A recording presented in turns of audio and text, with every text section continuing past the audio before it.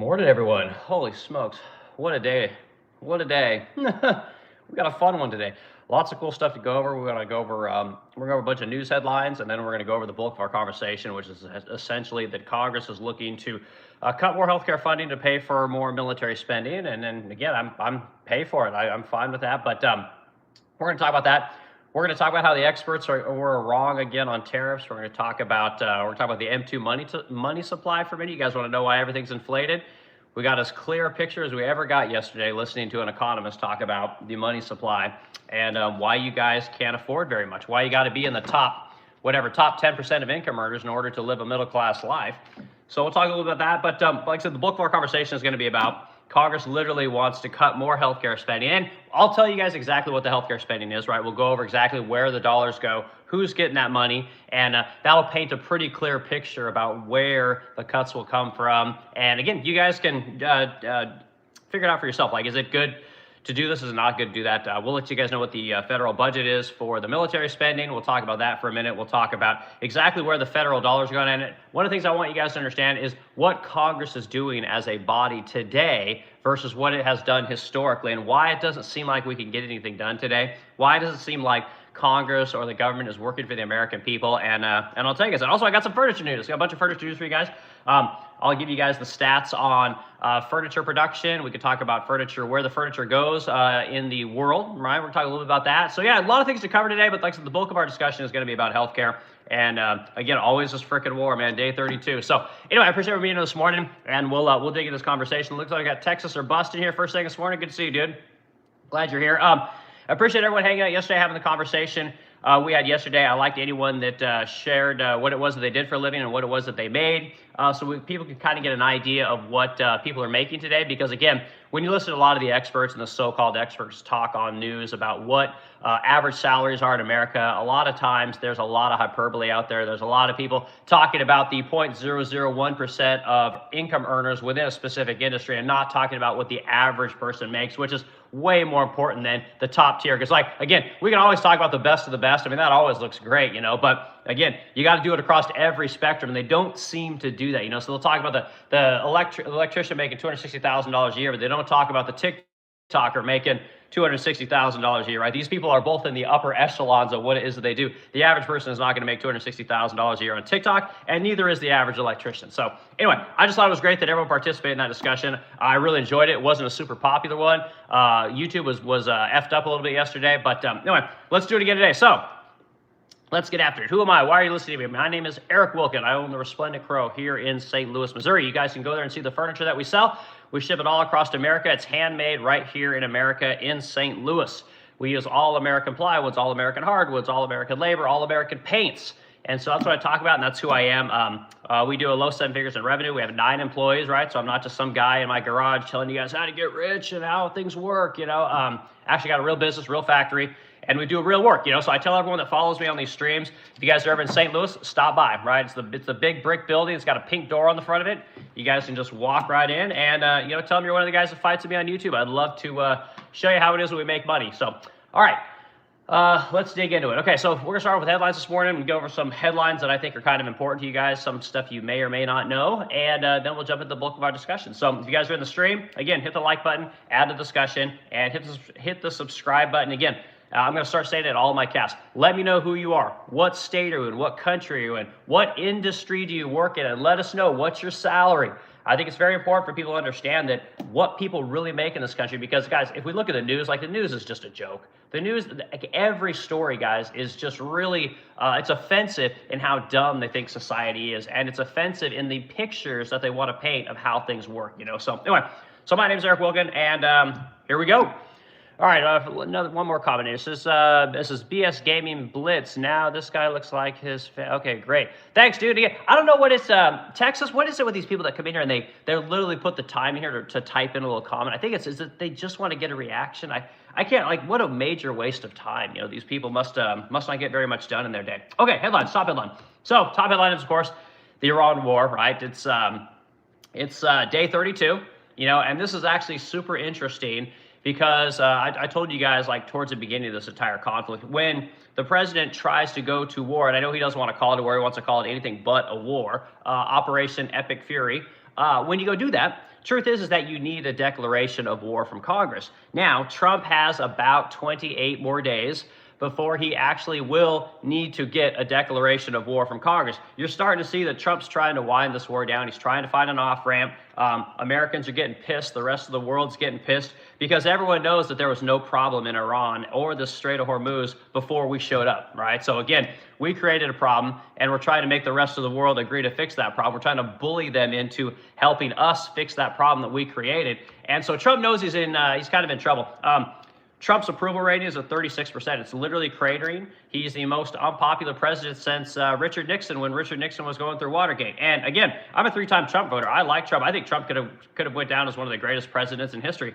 But what he's getting ready to do is he's getting ready to pull out of this Iran conflict, which again, he's got till about the end of the month. You guys will see major movement about the second week of April. He's going to start needing to do something because again, about April 24th, April 25th, somewhere in there, Congress is going to be like, we need a declaration of war, right? And why does the government require a declaration of war in order to go fight foreign conflicts, to go have military campaigns, right? And the reason for that is because the representatives and the senators are the people. This is how our constitutional republic works, right? So again, you can't, even as the president, you can't send the country to war without a declaration of Congress because you need the consent of the governed. You need the consent of the people, and Congress is that consent. And so without asking for it, you're not getting the Americans on board because contrary to popular belief, the president does not have absolute power, right?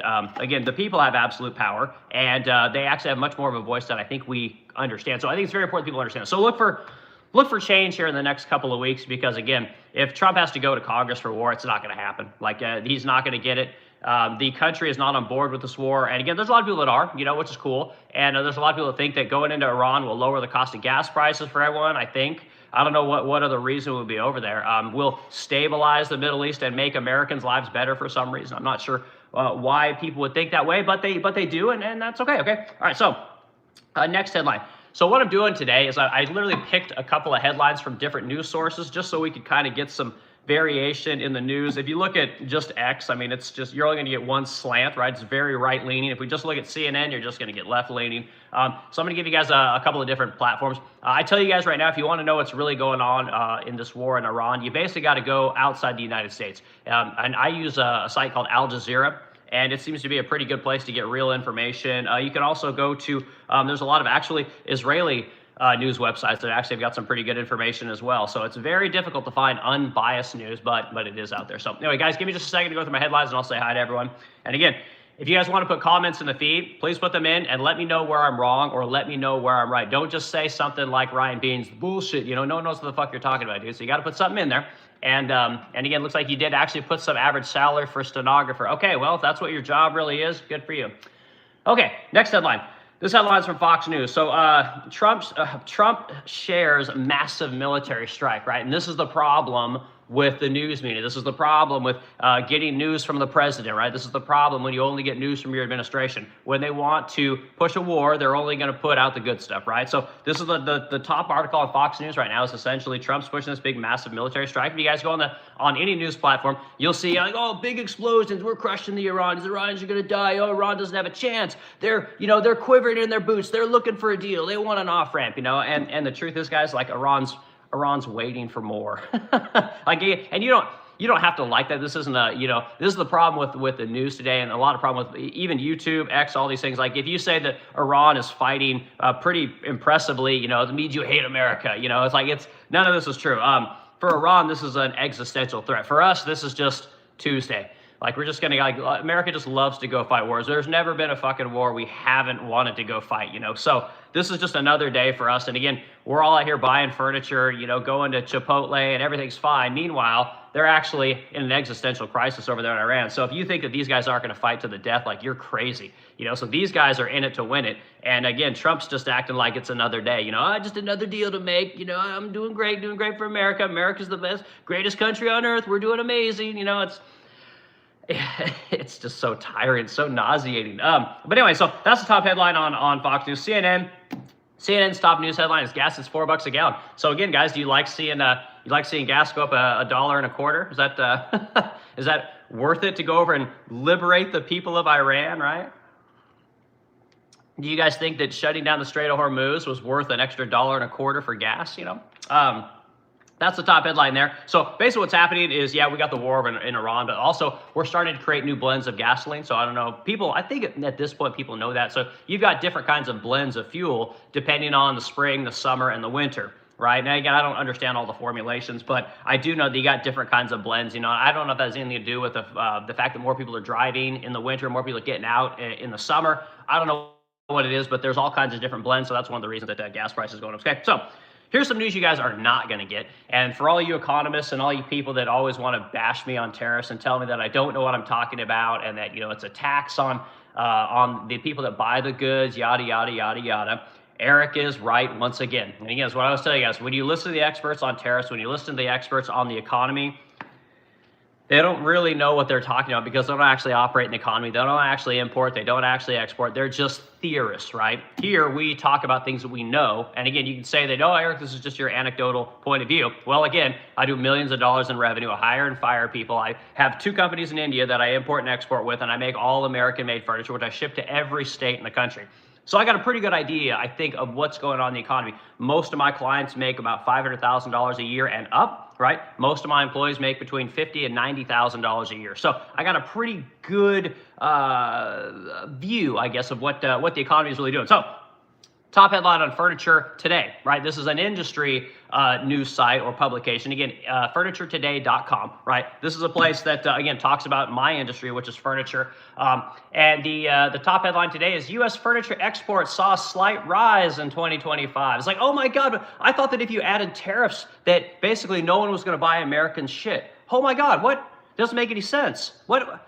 Again, like all the experts were wrong? What was Jay Powell saying about tariffs causing inflation and going to be reducing reducing exports? That doesn't make any sense. How can that be? How can the U.S. furniture industry see a rise in exports in 2025? It doesn't make any sense. I thought everyone hated us. I thought that no one liked American shit. It's too expensive. I heard this like for the last, I don't know, 18 months at this point. I don't understand. What happened, guys? Put in the comments. I want to know what you guys think about that. Again, dumb Eric guy, never graduated high school, figured out that tariffs don't really hurt in the way you guys think they hurt. The tariffs don't really hurt people in the way that we're told, right? Doesn't reduce exports, doesn't reduce imports, doesn't really make things that come in that much more expensive. Oh my God, the actual people that make this shit, they're actually negotiating to get into America. Therefore, the Americans aren't actually paying the massive tariff that we're always being told they're paying? No way. I mean, Jerome Powell said it yesterday. If you guys were listening to Jerome Powell's talk at Harvard yesterday, he literally said that the inflation from tariffs was probably 0.5%. Like almost insignificant. But again, I thought everyone was paying more for everything. Again, I don't know, man. Like I said, when I was negotiating with the people over in India to bring my product into America, I wasn't just passing the cost on to my customer. Like I don't know. I was told that's what was happening, you know, and I sell a luxury product and I didn't just pass the entire cost on to my customer. How could, you know, every other company just passed on? The American just took it up the ass the entire time. But anyway, sorry, I don't want to gloat too much, but I am kind of gloating a little bit. Also, I'm going to talk to you guys about the M2 money supply, and we're going to talk about inflation for a second as we get on with our talk. And I'll tell you guys that the experts are wrong about inflation. The experts are wrong about what is making life unaffordable. And the experts are, we're paying for all of them. These are all government experts. These are all our academic, scholarly experts that we're paying for at Yale, Harvard, Stanford, the Wharton School of Business. All these people are lying to you guys in the worst possible way. So, anyway, okay. That's my headline. Let me give you one more bit of context for the exports of furniture. This is American businesses exporting furniture to the rest of the world, okay?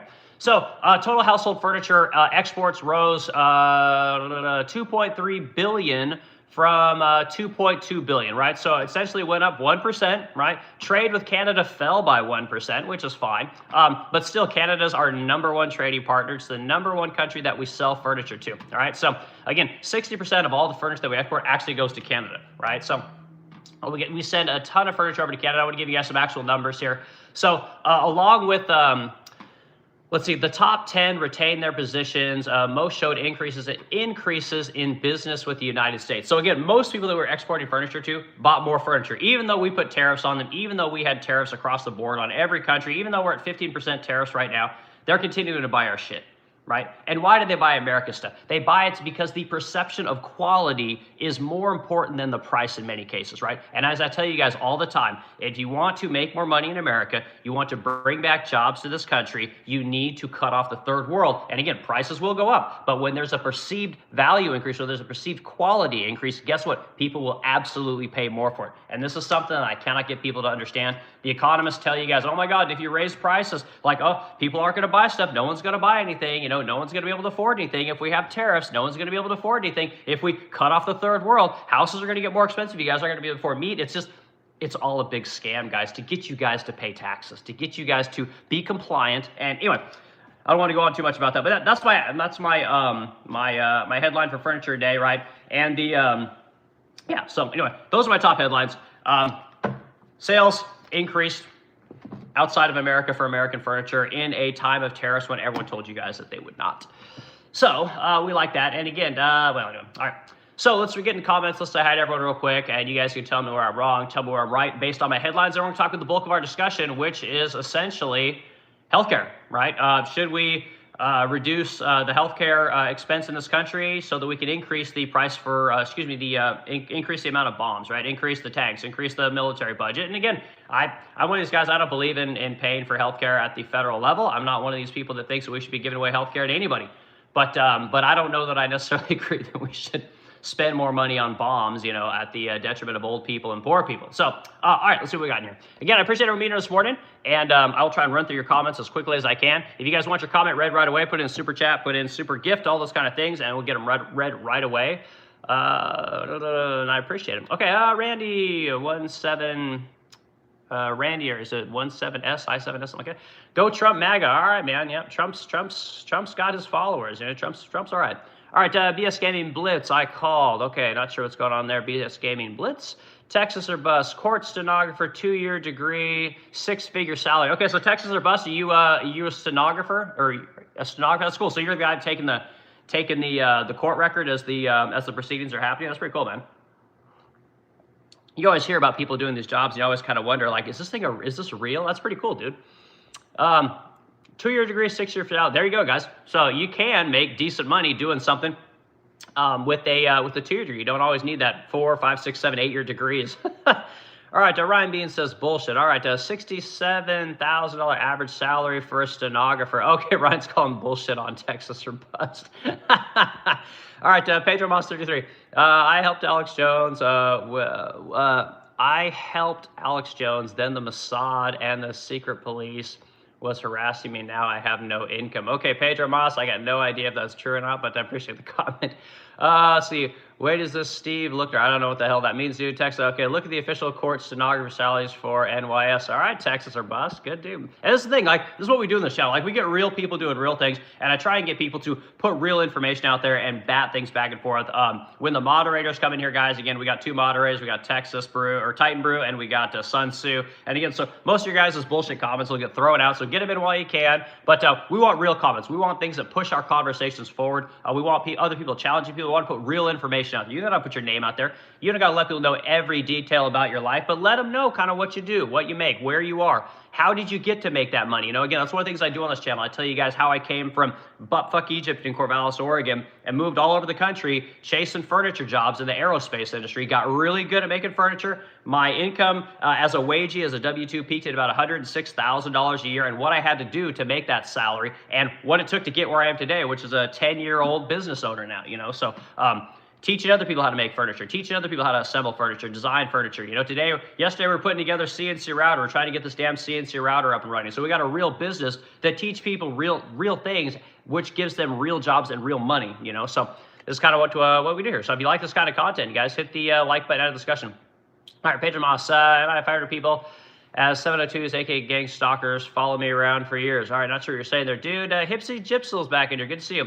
Are you hiring? I'm always hiring for the right people. I mean, every business is always hiring for the right people. So honestly, sales are slow right now. It's spring break for wealthy people. So wealthy people love to travel, right? They love to take their kids places. They love to go see their family. They love to go on vacation. They spend a lot of time in Europe. They spend a lot of time down in South America. Rich people are always moving around. They got multiple homes. You know, they'll spend summers in New York, and then they spend their winters down in Miami. Our customers are always moving around. So generally around spring break, sales are just, I would say dead, but they're just wildly slow. Like you're talking about months where your average month, you know, we're making, I don't know, anywhere from $100,000 to $200,000 a month would be like the average in revenue, right? During spring break times, you could see $30,000 a month. Like it just craters.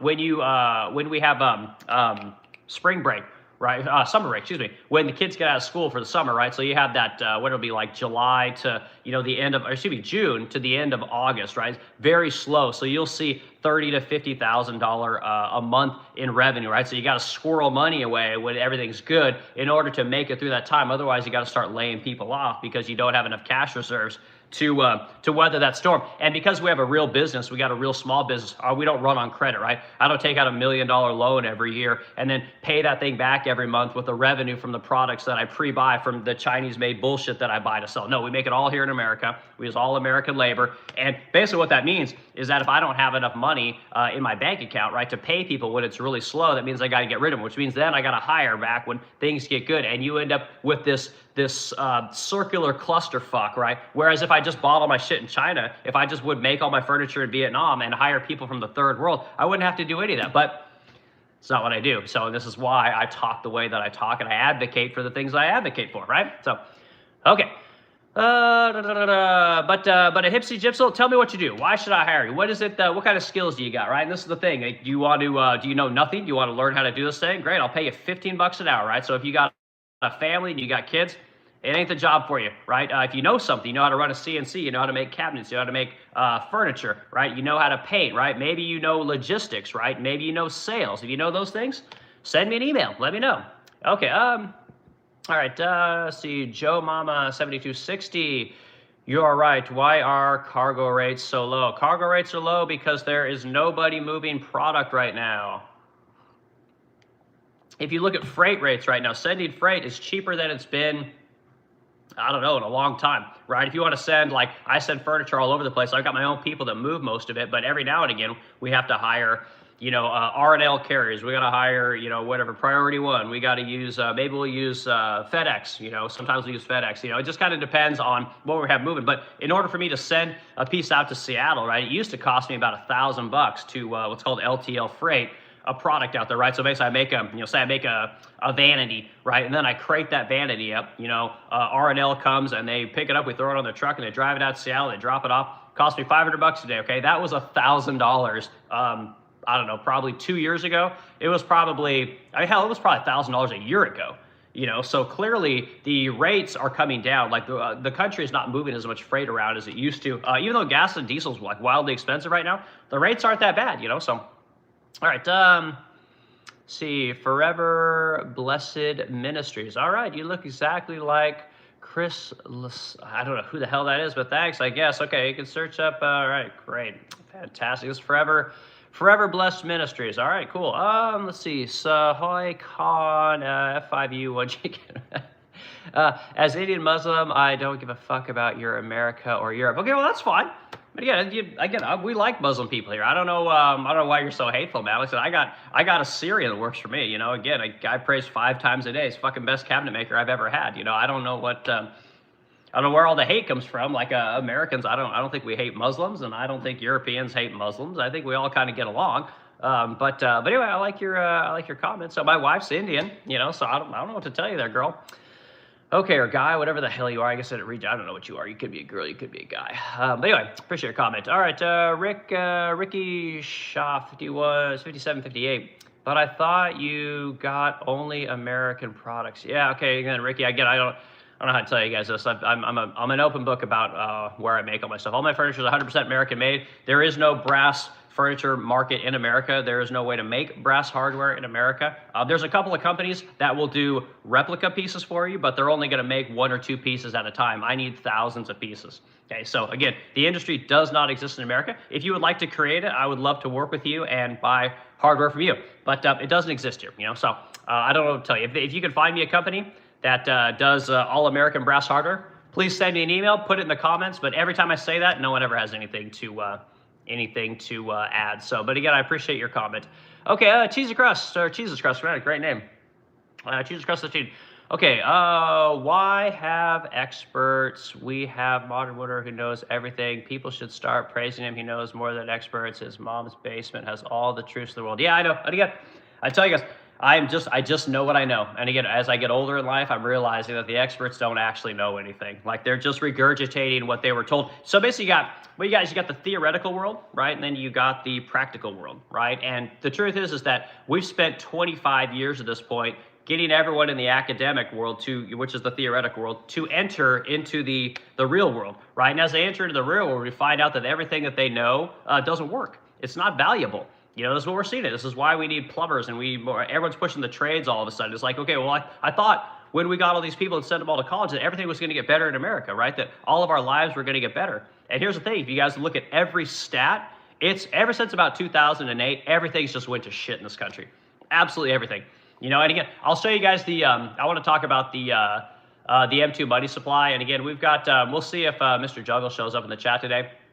But essentially, if you guys look at I'd say about 1998, we started printing money at a rate that was steadily increasing, right? We started spending a lot more money and injecting more money into the system in about 2008, right? And so, if you guys look at what happened, and again, this is my thesis, and you guys can like it or not like it, but my thesis on the problems with our country are essentially, we did NAFTA, right, North American Free Trade Agreement, and then fast forward to 2001, which is where we did the letting China in the World Trade Organization, and ever since about then, we've just been printing money.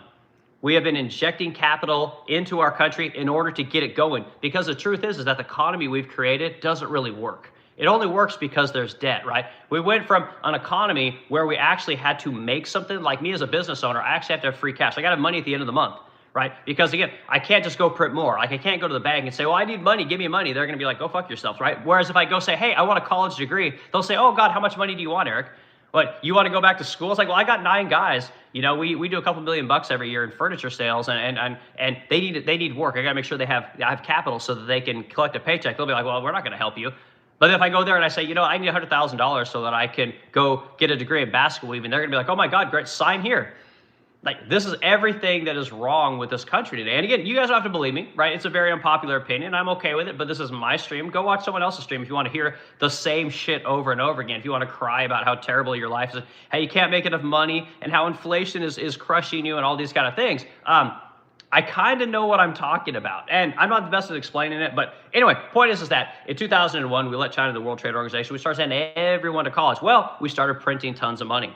This is where it literally all started, is after you go to about 1998, it just started to go this way. So everyone goes to college, right? Everyone's getting in academia. That's good for business. It's good for America, except that the debt has gone up significantly every year since we started doing that. Every year, guys. And again, what you guys need to do is you need to go look at what's called the M2 money supply, right? And you can go to the Bureau of Labor Statistics. You can go to the stlouisfed.org. It's all there. And again, if you just look at what happened starting in about 1998, it just blew up, right? Then what happened in 2008? 2008, we had the Great Financial Crisis. Again, boom, more money. The hockey stick goes even faster, right? Then you get to 2020. What happened in 2020? Oh my God. Spending exploded like you've never seen. Like, go look at the graphs, guys. And again, I wish I could show you guys here. Maybe I can turn my camera around here. I don't know if it's going to help you guys, but this is the graph, right? So if you guys look right about here is where we were just kind of clipping along almost level. Then it starts going up. This is where we started sending everyone to college, right here. It actually was more about here, but right in here starts going up. Well, suddenly all we're doing is spending and spending and spending and spending and spending. Then it just goes off. It's just literally straight up like... And again, very unpopular opinion, guys. Like, I'm not claiming to be an expert. I'm not claiming to be an economist.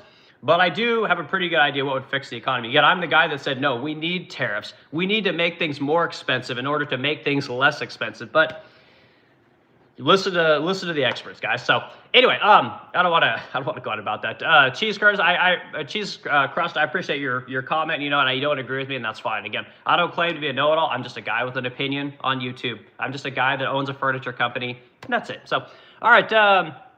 Let's see. Soul Khan, F5 Yokin. Indian Muslim have their own civilization, greatest achievements and greatest empires and greatest fascinating history. It satisfies even you people say hell Indian. Okay, again, I don't know what to tell you, man. I married an Indian. I got a Muslim furniture maker. Again, I think that all the Middle East countries are wildly old. One of the greatest lessons for every American is go over to Europe. Realize how young this country is. Realize how when you go into these places like Syria, Lebanon, you go into Yemen, you go over to, I mean, hell, any of these places, you'll realize that the things that are there are literally thousands of years old. So every time you bomb one of these things and you destroy this heritage, it's never coming back. You can't rebuild it. It's not even possible anymore. We don't have the will or the slave labor. They call them volunteers if you look at the history books, but it's all slave labor. We don't have that anymore. We're a different country, we're a different civilization, and the truth is that he's not wrong. Whoever this person is, he's not wrong. These civilizations are wildly old, and they have the most beautiful architecture you've ever seen. And we're making everything we make in this country is fucking taupe. Like our culture is still evolving, our culture is still growing, but I think we would all kind of agree that our culture is not getting better. We're not making more beautiful buildings. Again, I always tell you guys, we built the Empire State Building in 415 days in 1930, 1931, something like that, from soup to nuts. Done. Like, we can't even fucking design a bridge in under 2 years. Go look at the Baltimore Francis Scott Key Bridge. Okay, they're not even done designing that thing. The Empire State Building cost something like what was it? I have to go back and look at the inflation adjusted dollars. But again, we're trying to build a bridge over there in Baltimore, Maryland. It's going to cost $5 billion. The bridge was already there. The barge that hit the bridge, it's already there. They could just build the same thing. But again, can't do it. And we can't get anything done in this country, So this is Soul Khan. I don't know how to pronounce your name, dude. But again, you're not wrong in what you're saying. You sound like you're kind of a little bit unhinged, but I appreciate your comment, man. Again, I love talking about Muslim culture. I love talking about Arab people. I love talking about, you want to talk about Indian culture, we can talk about Indian culture. Again, I talk about all that kind of stuff. Again, that's my world. I've got 5 different ethnicities that work in my business. Okay, so I can talk about all that kind of stuff. You guys want to talk about Russia? You want to talk about whatever. You want to talk about Asia? You want to talk about Russians? You guys want to talk about, I'll talk about all of it. Okay, Jameson Ryan back in here. Good to see you, dude. 3009. Okay, those who only defer to the expert class outsource their own thoughts. Cheese Crest is talking to you. Yeah, and again, I don't claim to be an expert. I don't claim to know everything. But if you guys want to know about the furniture industry, I will claim to be an expert because this is the world that I operate in. I'm not a theorist. I didn't have a professor tell me how the furniture industry works, right? I don't have an MBA telling me how the furniture works, right? When it comes to imports, when it comes to tariffs, I am an expert because I actually import and work with the country of India to manufacture solid brass hardware that I then import into America. So I actually understand how this stuff works, right? When it comes to moving and working around tariffs, when it comes to pricing products for my customers, when it comes to understanding how markets work, when it comes to understanding how luxury works in the scarcity sense, I know all of it because this is what I operate in, right? If I don't operate successfully in this industry and in these with these particular understandings of how these concepts work, I don't have a business, guys. My employees don't get paid. Like, I don't get to pay my rent. My beautiful home that overlooks the Mississippi River, I won't get to keep it. Because truth is like if I worked a normal job, right, if I was still in aerospace, I couldn't afford the life that I have. There's no way. So I have every incentive to tell you guys exactly what it takes to run a business as an idiot. Okay, and I say that with pride. Like, I'm glad I didn't go to college. I wouldn't trade my life today for 4 or 5 years of a college education and being the Microsoft certified systems engineer that my family wanted me to be, right? Being the computer expert that my family wanted me to be. Like, again, my life was super hard, but again, I wouldn't trade for nothing, So, James, I like your comment, dude. I hope I'm saying your name right, Jameson Ryan. All right, let's see, Malware 666. Nice lap, thanks, dude. Yep, see, lamp again. You got to do the hat thing for you guys. It never seems like that. Try to do that every cast. Okay, I bring the reels. You're right. I just bought a digital camera for $49 because they stopped making good ones for $150. It's like a toy. Okay, well, I'm not sure what you say about the camera. I just bought a camera too. I bought a what is it? It's a Canon M50 Mark II. A Canon M50 Mark II. Seems like a pretty good camera. I don't know if it's a good one, but it works well. I'm using it for live streams, not this one, but I'm getting ready to make more videos and do more content with it. And I don't know that we make good cameras anymore. I mean, I don't know much about the cameras. I just bought the thing that they told me to buy. All right, Joe Mama 7260 for a rich dude. You got shit internet. Okay, I'm not a rich dude.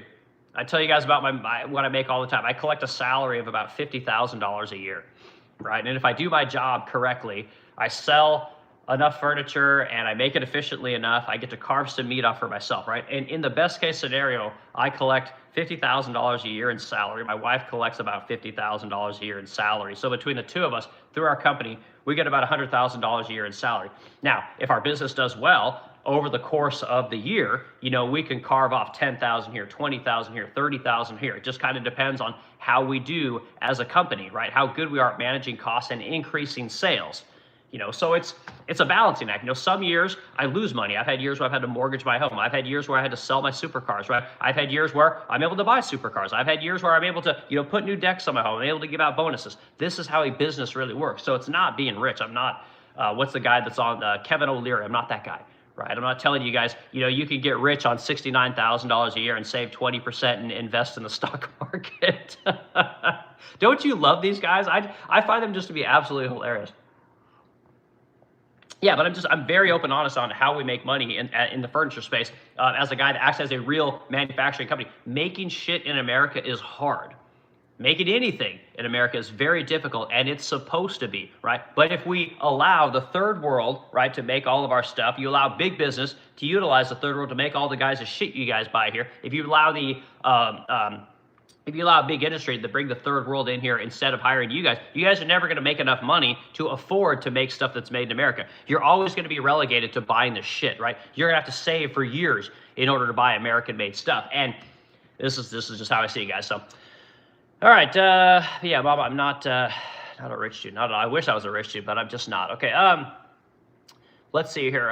Pedro Monster says healthcare should go holistic. I agree. Again, I haven't had healthcare for almost a decade. Every time I got to go to the doctor, I pay cash. When I got to go blood work, I pay cash. When I got to get MRIs, I pay cash. I pay cash for everything. I think that the advent of insurance and allowing the federal government to get involved in healthcare has destroyed healthcare. And again, we'll go through the numbers. I got a whole bunch of stuff I want you guys to look at. And again, a few more comments, guys, and we'll go ahead and jump into the bulk of our discussion. The bulk of our discussion is that Congress is getting ready to pass more military funding through reconciliation, and they're going to do it by balancing its books, right? They're going to balance it by taking $200 billion from things like Medicaid, right? Which again, they've already carved out $1 trillion, by the way. They're going to take out $200 billion for bombs, basically. So less Medicare, more bombs, or excuse me, less Medicaid, more bombs. I always get those mixed up. So anyway, that's the bulk of our discussion for today. A few more comments, guys, and we'll get after it. Okay, I want to hear how a 10.5% annualized increase in M2 money supply isn't inflationary, right? And again, I'm not going to, it's not. It's super inflationary. And again, all we've been doing, guys, is printing money. Ever since we started sending all the real jobs to the third world, we have been printing money. Okay, we didn't used to have this problem, okay? And everyone's going to say, oh my God, well, it'll come down eventually. Just give it time. Jobs and the inflation in your paychecks is going to increase enough to where you're going to be able to afford homes again. You're going to be able to afford cars again. You're going to be able to afford to go get loans for things. And guess what, guys? It ain't happening. It ain't happening at all. So Mr. Douglas comes in here, I'm sure he can give us the technical breakdown of how the monetary supply works and, how printing money is actually important and leverage debt is super important and yada, yada, yada, yada. So, okay. Joe Capita. Joe Capita? Don't worry, you will get your share. Okay, I'm not sure what you're saying there, dude, but I appreciate it. Paul Holden, 4038, government makes everything it gets involved in more expensive. Yeah, and again, I agree 100%, and I'm not against government. I'm not against federal government. I'm not against anything. What I am against is not balancing your budget, right? What I'm against is not offsetting your expenses, right? What I'm against is the waste, fraud, and abuse that is literally the federal government, right? When your Department of Defense doesn't have to pass an audit, when you don't have to audit your money supply at Fort Knox, when you don't have to audit the Fed, which is literally producing the problems that we're seeing today, when you don't have to audit these guys and see what it is that they're buying, this doesn't work. Meanwhile, if you, the taxpayer, were audited by the IRS, they would go down and look at everything. They look at what's in your bottle of toothpaste, right? I mean, they will check everything about your assets. They'll look at everything in your bank statements. They'll look at everything you've done in your fucking life. And if you don't give them the information, they will seize everything that you own. They'll put liens on everything that you own. They will literally garnish your wages or put you in jail. But it doesn't apply to the federal government. So again, I think we all kind of agree that we want our government to be efficient. We want it to work for the people, but it doesn't work for the people. And believe it or not, voting doesn't work for the people. Like this system that we have of voting in our representatives or representatives then pass laws, they never balance the budget. They never audit anybody that really utilizes but the people that get the most money, they don't seem to audit any of those people. And it's just everything's just full of waste, guys. And it's wildly frustrating. So, okay, St. Paulton, yep, I agree with you. All right, Hippie Gypsy, I really am looking for a job, though. Okay, well, again, you gotta tell us what's going on here. I'm totally up for seasonal. Yeah, we don't do seasonal, man. I don't do that. Fishy Fish, 672, do you think all manufacturing can be American? No, of course not. And anyone's a fool that thinks there's, there's an everything or a one-size-fits-all approach. I think that a lot more things can be made in America. And again, I will tell you guys what I know, which is as an American business, right? All we can do is try. But we want to keep doing things the way they've done it forever. And again, if I just, like I just showed you guys the money supply. If you guys look at when we started sending all the work to the third world, when we started sending everyone to college, the amount of money that we print as a country goes up. It doesn't take a fucking rocket science to see this, guys. Like some of you are going to say, oh, well, causation isn't correlation. Correlation isn't causation. Okay, great, fine. Okay, again, just dumb idiot guy Eric never fucking did anything. But I'm telling you, there's a correlation here, and it needs to be examined. And so the more people you get educated today, right, those degrees are worth less. Like basic supply and demand. Okay, if you are the 10 millionth person getting a small business or a bachelor's in business, it's going to be worth less. If you're the 10 millionth person, getting a psychology, it's like everyone of their fucking brothers got a psychology degree or a mass communications degree. Like everyone's going to be a reporter. Everyone's going to be a data analyst. If you keep producing these kind of people, guys, guess what? You're going to run out of the need for those things. Well, we are running out of the need for manufacturing jobs. We are running out. We are needing more carpenters, right? We're needing more concrete layers, or masons, right? We're needing more firefighters. We're needing more tradesmen, right? Electricians, plumbers, all these kind of things. We're needing welders. We're needing these kind of people because our country is not working the way that it used to work. So again, everything kind of moves in cycles, So did we need the college people when we were sending them over there? I don't know that we did because we were doing it at the expense of blue collar work. So I don't know that we manufactured this need for educated people when all we really needed to do was the same thing that we were doing back then. But if you wanted to be a business owner, right? If you wanted to be a titan of industry, if you wanted to be a private equity guy, right? If you wanted to open Jamie Pritzker or Ken Griffin, right? The guy that owns Citadel Capital. If you want to be one of these guys that basically makes money on speculation and makes money on investing in other companies that make money in investing, if you want to be one of these people, you got to get rid of the manufacturing jobs, right? You got to get the people that those kind of people need. The people that are going to do data analysts, the guys that are going to do, market strategy, right? The guys that are going to do branding, the guys that are going to do, acquisitions, M&A. You need these kind of people to create that kind of a society. And that kind of a society doesn't work for most of us. It works for those people. And this is the society that we created. So I don't think that we need a lot of these college-educated people. And again, everyone always beats me up when I say this because they think that, oh my God, Eric hates college. Eric doesn't think we need college. No, we need college. College is for smart people. And the truth is that most people aren't that smart, okay, me included. Most of us are average, and that's okay. This idea that, again, oh, well, God, I'm going to make sure that my kids have it better than I do. I'm going to send them to college, okay? You're not helping them by sending them to college. You think you are, and some of them, of course, will be better off. You can take some dumb people and make them smart. I'm not saying that you can't. I'm just talking about averages, guys. As a guy that owns a business, I can't always shoot for the fucking moon. Like, I got to live in reality. I got to live in what's possible. And we've just changed how our economy works, I'm the guy that says it's got to go back, so... As far as manufacturing in America goes, guys, again, we can make a lot more stuff here. We really can. You guys want to see here's the problem, guys. Go look who makes dishwashers. I like to use this example. And you can even look at furniture. Go look who the major furniture companies are, okay? What you guys are going to find out is most of the large corporations that we have here in America, and Procter & Gamble is the best example. Whirlpool's another great example. They own all of the brands. So when you guys think, oh God, well, I'm not going to go buy a Maytag. I'm going to go buy a Whirlpool. Well, they're owned by the same fucking company. Like, you think you're going to go buy, toothpaste A, you're going to go buy toothpaste B. Like, no, they're owned by the same company. You want to go buy furniture from company A. You want to go buy furniture from company B. They're owned by the same company. And this is the problem with manufacturing in America, guys. This is the problem, the illusion of choice, the illusion of competition. This is the thing that big business and the educated class are terrified of. They're terrified that you guys finding out that, oh my God, you can actually have a choice in what you buy if there are more American businesses. You can actually make an American salary if you make an American product, right? If you make an American product, guess what? Very difficult to outsource it to the third world. If you make an American product, very difficult to bring the third world in here when you have a 400% tariff on the third world and you close the fucking borders and kick out all the illegals. You have access to these things. You guys think you have innovation today? You don't. You don't. The only innovation that we have going on today is in AI, right? And you've got like 4 companies that are all competing for this AI technology. They're all going for this thing called AGI, right? The guy from NVIDIA says that he has it, okay? This is an illusion of choice, an illusion of competition, an illusion of innovation. It doesn't exist in this country.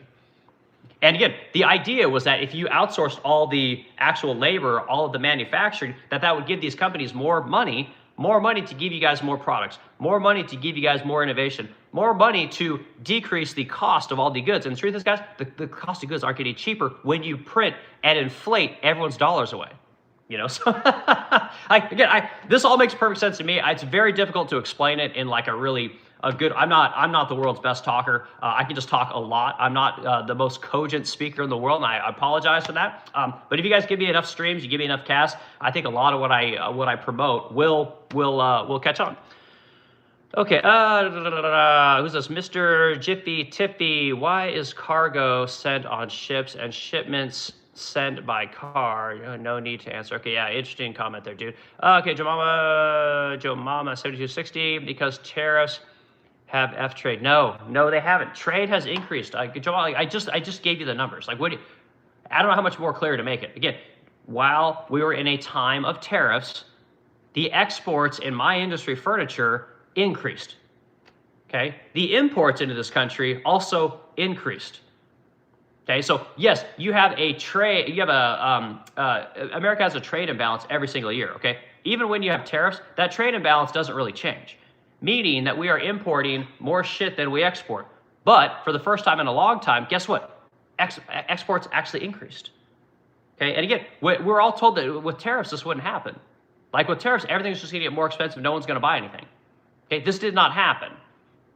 Okay, when Jerome Powell tells you guys, when Jerome Powell says, oh, I don't want to cover it, we don't know what inflation is doing, inflation is going to be bad, tariffs are going to be bad, we're not sure how inflationary tariffs are going to be, right? And then he comes out yesterday and he says, tariffs were about 0.5% of inflation, okay? That's nothing. That's almost insignificant. Okay, but again, he was literally changing policy or holding off on interest rate policy because he didn't know how tariffs were going to affect the economy, okay? Well, we know how tariffs affect the economy, okay? Actually, it helps with the trade imbalance, meaning we import less shit, we export more shit. Like, it's the exact opposite of what everyone says, guys. Like, I don't know how much clearer to make it, okay? Anyway, guys, I'm sure I'm behind in comments. Actually, we're not doing too bad. All right, okay, Mr. Jiffy says, we need to get off using GDP as a measurement. Yes, 100%. GDP, again, thanks academics, thanks economists, thanks Nobel laureates, thanks Wharton School of Business. Again, you can't rely on GDP, right? And these economists, right? These guys that always want to talk about, how the money supply works and how inflation works. They're always trying to tell you, what's going on in the labor statistics and what's happening in the economy. They always like to tease out things like food and energy, the things that most people care about, right? The way that they calculate in GDP, right? If you have 2% inflation, well, what happens to GDP every year? Oh God, GDP is always going up. They'll say, oh, we're gonna do core inflation. But again, everyone talks about GDP. GDP is always going up. And again, nobody teases out exactly how the GDP is working. Nobody teases out the things that actually affect the economy and focus on those things. It's always just number go up, GDP always go up. That means everything's good. Everything's good. Meanwhile, when the federal government is printing $2 trillion a year, they're injecting that money into the system. Okay, that money is coming out of thin air and adding to GDP. That money goes out like a spider web into the economy. Causes inflation. Inflation then goes into GDP. GDP, number go up. Like, Jesus fuck, man. Like, and again, the economists always say, oh no, we tease that out. No, there's different measurements for GDP, okay? Again, most people don't understand how GDP actually works and how it's actually calculated. And the economists who are paid by the federal government and academia will tell you guys whatever you need to hear to continue printing the money, to continue funding the think tanks, to continue funding the academic institutions. This is what these people do. And you guys lap this shit up like, oh my God, well, apparently everything must be going good. It could be going a lot better, guys. Like the economy could actually be working for the middle class, but until we change the way that we operate this country, it ain't gonna happen. It ain't gonna happen. I mean, you guys saw it. Like again, Trump's supposed to close the border and kick all the fucking people out of here, increase the tariffs to bring manufacturing back to this country. And everyone says, oh my God, you gotta have buildings, you gotta have infrastructure. No, the fucking infrastructure and the buildings are here. What you gotta do is you gotta give people the money to start the businesses. You got to give people the money or the health care, right? Most people are tethered to their job because they can't get any fucking health care. They've got kids, they've got families, they've got responsibilities, and they're tethered to this thing, you know, like an albatross. They can't get away from it to go do something different because they have to have health care. They have to have their kids taken care of. They have to have their spouses taken care of. Their job is the thing that does that. You have to untether this economy from the W-2 life. You have got to do it. You have to have more innovation, more businesses. You have access to capital. Instead of giving it to academia, give it to people to start small businesses. You want to fix the healthcare problem. You want to fix the poor, right? Everyone that's on fucking poverty, Section 8, food stamps, WIC, all that bullshit, right? You want to fix all that shit? Give them jobs. In fact, mandate that they work, right? You want healthcare, you want fucking Section 8, you want SNAP. Guess what? You're gonna have to go learn how to do some HVAC work. You're gonna have to go how to work in a manufacturing facility. You're gonna have to go learn how to be a firefighter. You're gonna have to go learn how to stick weld. You're gonna have to go learn how to do something that is useful in order for the society to give you something. And guess what? Businesses, when you cut off the third world, i.e. the manufacturing in China, i.e. bringing the people up from Mexico, guess what? Businesses are gonna need workers.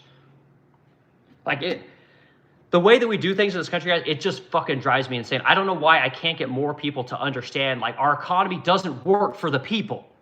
It keeps everyone trapped, literally trapped. It drives me insane how we operate this country. And again, as a small business owner, it's so obvious to me how things should work. But again, keep going to school, guys. Go get that guaranteed money from the federal government. Go get that fucking degree that, again, 10 million people before you got it. Go get that degree. Go do it.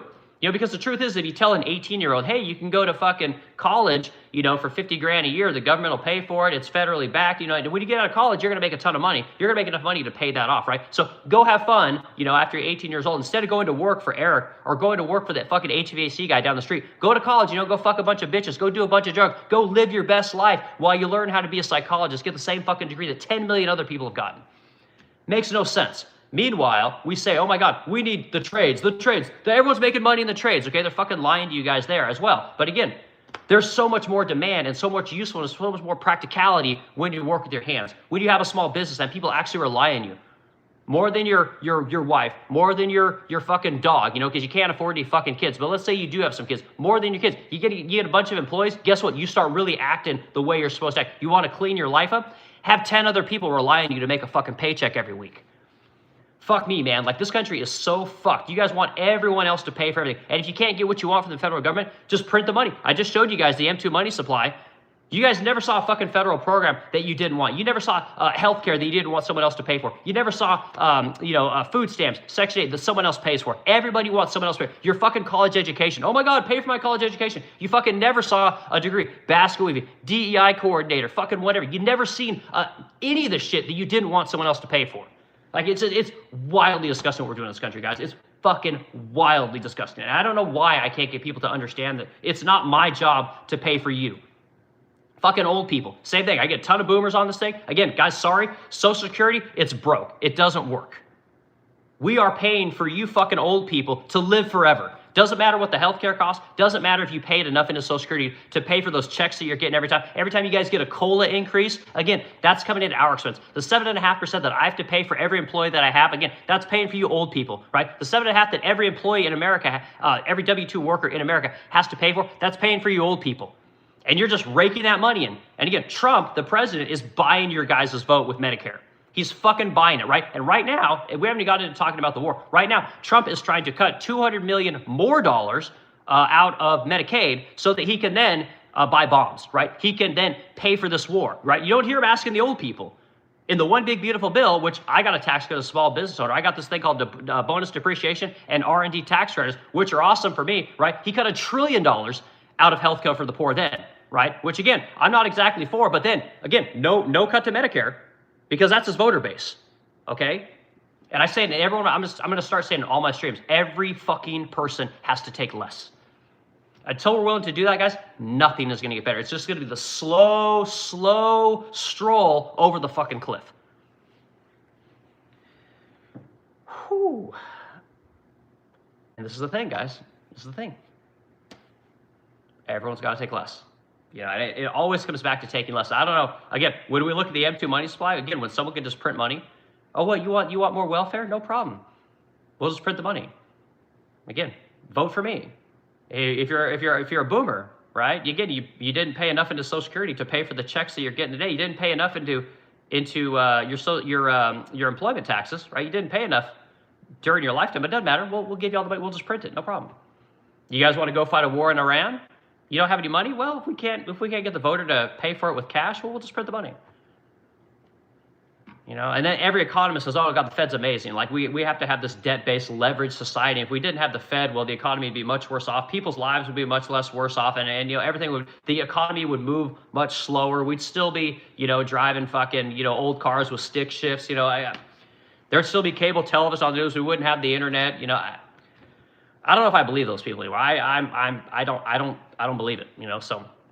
Anyway, I love your comment, though. Man, you guys can get me worked up. All right, our culture isn't getting better because of the political divide in this country fueled by social media. Our culture isn't getting better because of the political divide in this country fueled by social media. Okay, Jim Rat, you got a good point there.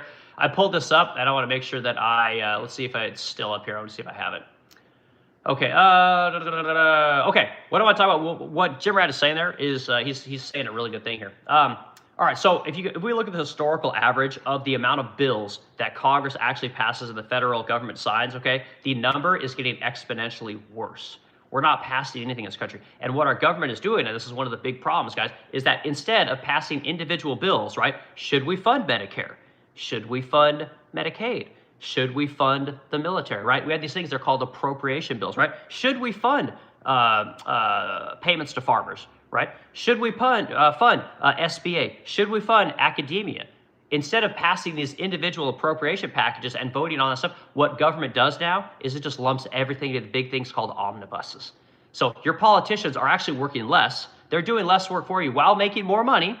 We call this inefficiency. The customer, the citizen, is getting less. The person that's providing the service, the government, is doing less and costing us more money, okay? This is a no-win situation for everyone, and the system keeps going. We keep voting for it and keep doing it because it's the only system that we got, okay? The system doesn't work anymore, right? And again, we're not passing jack shit. There have been 4 bills that our president has signed, right? One of them was $1 trillion fucking OBBB, one big beautiful bill. The other thing is the Lake and Riley Act. Again, no one gives a fuck about the Lake and Riley Act, okay? The other thing is the Genius Act. No one gives a fuck about the Genius Act. It doesn't affect anybody. Like, your government doesn't work. It doesn't do anything for you guys. It just prints money and gives you guys shit so that you'll vote for them. If you're a big corporation, you get taxes. If you're a poor person, you get more welfare. If you're an old person, you get Social Security and Medicaid. Fuck. You guys see that I'm passionate about this kind of stuff? Like, God, good thing I've only got 1 cup of coffee. I'm trying to finish number 2. Okay. Let's get something going on here, guys. You clearly got me going. I need to, I'm going to scroll down to the end here. If you guys want your comment right away, you're going to have to put in a conversation. All right, Mr. Juggles in here. We got to talk to you, dude, because, again, I said a lot of shit here, and I want you to tell me how wrong I am because, again, I just love beating my head against the wall. But I love you being here. If you guys that don't know, Mr. Juggles is an economist. We don't know where he is an economist, but he clearly has some great information. So, Mr. Juggles, hold on. I'm going to go find you right away. All right, Mr. Juggles says, good day. Mr. Juggles then says, and again, if you guys are the people that are in my chat or then in my live streams, if you guys come in regularly, I do my best to remember you guys, and so I always try and find your comments and interact with you guys, because again, the people that spend the time that help support this channel are going to be the people I'm going to refer to as much as I can. Okay, tariffs are a useful tool when used appropriately. They are horrible when they just apply blanket tariffs like Trump has. Okay, well, again, Mr. Juggles, I just got done telling you guys the stats on the furniture industry. The furniture industry saw more exports than it's seen in a long time. Exports grew in the furniture industry in the tariff age. You know, and again, my industry, the furniture industry, the growth of the furniture industry in America is up. Now, again, I know you're talking about, you're using a blanket statement about blanket tariffs, and I get that. I'm sure there's plenty of industries where exports decreased and where imports increased. I can understand. The trade balance in a tariff era has actually went from where we were literally importing everything to now it's starting to kind of balance out a little bit, and this is a good thing. And my industry did exactly the opposite of what all the experts told me it was going to do, right? So, Mr. Juggles, I appreciate what you're saying there. Let's look at one more comment from Mr. Juggles, and then we'll get back into everyone else. Okay, you keep saying that economists only care about GDP. I think they've used GDP as a useful method maybe 3 times in my... Okay, good. Real economists don't focus on GDP. Okay, good. Well, thanks, dude. Okay, so you guys take that information with what you will. I think that, again, everyone cites GDP as number go up, and therefore everything is good. And again, Mr. Juggles, I was citing the M2 money supply. I forget the economist who came out yesterday was talking about essentially the debt spiral that we're in right now, the printing money spiral that we're in right now, essentially started about the mid-90s, right? Which is when we started exporting the bulk of the American jobs, right? When we started moving over to an academic thinking, service-based economy, like big time, in a real meaningful way, right? It actually started in the 70s, but it really started moving. This is where we started to see the money printer go on, right? This is where we started to see the debt move up, the federal debt, right? This is where we started seeing the spending, the handouts to everybody. And then you look at, we obviously know about the big booms, right? And this is from the St. Louis Fed, since you love to cite the St. Louis Fed. The big booms were obviously in 08, right? We should have had a depression, we didn't. And then the other one was 2020, right? Again, super dangerous, no one can go out, and it seemed like we had no trouble spending money. in an environment where, again, everyone could die, and therefore we should stay home and take care of ourselves, take care of our... All everyone did was move and buy shit. And again, this is the problem that we have today. This is why everything is crumbling down. This is why no one's wages are keeping up. Because again, the experts said no. All the economists, right, said no. We gotta save the housing market, right? We gotta save AIG. We gotta save, Ford. We gotta save General Motors, right? We gotta save all these industries. The banks are too big to fail. The experts said we had to do this. Okay, and again, I'm not saying that it would have been better had we not done anything. I'm saying it would have actually been worse. But would have came from that, I know for a fact would have been better. The business models would have changed. The Fed policy that we have would have changed. The way that we look at money in this country would have changed. The American businesses that would have came back, right, by letting all these people fail, would have made things better for the average American, would have made salaries better, would have made wages better, would have made benefits better. But we didn't do that. And then fast forward to 2020. 2020 happens. Then again, money printer go burr, right, as they say. Again, spending through the fucking roof. Print everything to get people to stay home. But make sure that the people that make the shit, they go to work. And again, this is because you told everyone that they're super smart. They're gonna work on a salary. Only fucking idiots collect a W-2. Only idiots collect a drawing a blank here. Only idiots work for an hourly wage, right? Only idiots trade their time for a wage, right? Only idiots do this kind of work. If you're smart, you collect a salary. Why wouldn't you want to work from home? Working from home is good for the economy. You remember hearing this stuff? Everyone should work from home. Working from home is good, right? It's good for the economy. It's good for the local coffee shop. It's good for Amazon. It's good for Walmart. It's good for everyone. It's good for the kids. Okay? It wasn't good. This is what the experts told us. Everyone's told us, oh, stay home. It's good for the economy. Stay home. Collect that paycheck. You're going to live your best life collecting your state money, collecting your federal money. We're going to create the next class of entrepreneurs. We're going to create the next class of business owners. Just stay home. Okay? The experts are wrong, dude, like 100% of the time. I mean, and Juggles, I was talking about earlier how the Jerome Powell, the Fed, was talking to, I think it was Harvard yesterday, talking about how tariffs only affected the economy by 0.5%. 0.5% is what tariffs he thinks contributed. And again, like as a guy who actually has to buy shit from the third world, actually has to negotiate how tariffs are funneled down to my customers, Jerome Powell just made me right again, like 100%. Again, the money that came in from the tariffs did not all come at the expense of the consumer. In fact, about 25 cents of every dollar of tariff money was paid for by the consumer. The rest of it was paid for by the third world and people like me who didn't want to lose our market, right? Didn't want to lose the amount of customers that we didn't want to lose the control we had within, whether in my case it's harder, or whether you're selling toothbrushes, or whether you're selling toothpicks, or whether you're selling hats. It didn't matter what you're selling. It was more important to maintain the market than it was to upcharge the customer. Okay, so again, I don't know what to tell you guys, dude. All right, Mr. Juggles, I'm going to keep reading your comments in a few minutes, but I want to get to see where we're at in the comment stream. All right, guys, I want to do the bulk of my discussion. I've been going for an hour right now, and I need to talk about what's happening right now in Congress, and again, what's getting ready to come up, because again, you're all affected. And again, you guys know my stance. I don't believe in paying for poor people. I don't believe in paying for generationally impoverished people. I don't believe in paying one generation to be impoverished and then pay for the next generation to be impoverished. I don't believe in having kids because the federal government's going to pay for it. I don't believe in this kind of shit. But that is not to say that I don't believe in helping the poor. I do believe in helping the poor. But the way that I want to help the poor is very different than the way politicians want to help the poor, okay? Again, I don't believe that large corporations, big business, should get tons of tax carve-outs. I believe the tax code is a tool to keep all of you guys from making the money that you should be able to make here in America. I believe the tax system is broken, right? My family literally made a shit ton of money in the tax, using the tax system to help businesses skirt and plan for taxes. Okay, there's entire billions, hundreds of billions of dollars industry just on helping people avoid and navigate the tax system. Okay, and it gets worse the more money you make. Okay, I believe this entire system is corrupt. So understand that. Okay, super chat coming in. Who's our super chatter today? Rob said iPod, man. Good, thanks, dude. I think did you send me a super chat yesterday? I really appreciate that, man. And again, I tell you guys all the time, I appreciate the super chats. I appreciate super gifts and all that kind of stuff. I don't make my money that way, but anyone that sends that kind of stuff, again, you got my respect, dude, and you got my appreciation as always. I don't require it, but it does get your comment read right away, and it's very helpful. So again, I appreciate it. Okay, U.S. spends the most on healthcare, yet God damn it, I can't read this word. U.S. Spends the most on healthcare, yet no universal healthcare. Cost bankrupt families while funds miss everyday needs. 100%, dude. And again, if you guys want to understand how fucked up the healthcare system is, the most offensive thing that I can think of about healthcare isn't anything you said there, Rob. And I'm going to touch on what you just said, but listen to this, guys. So right now, and the bankruptcy and the healthcare thing is just insane, guys. Like, and again, I tell you guys as a business owner, I think that healthcare is literally designed to be a trap in this country. Again, would you leave your job if you didn't have to have healthcare at your business, right? At the place you're working, right? If you have a bunch of kids, you want to have a family. The thing that the politicians say America's supposed to be about, right? We're supposed to have children, right? Live the American dream.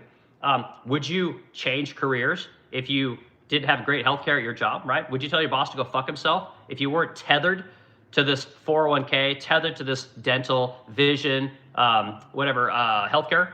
Would you jump jobs? Would you potentially start a small business? Would you try and be a YouTube content creator, right? What would you try and do if you didn't need or were tethered to those expenses, right? And then the federal government says, well, you know what, we're gonna do Obamacare, right? We're gonna do the ACA. It's gonna make everyone's healthcare more affordable. Okay, it did the exact opposite. It fucked everyone even more, right? Try and go use Obamacare.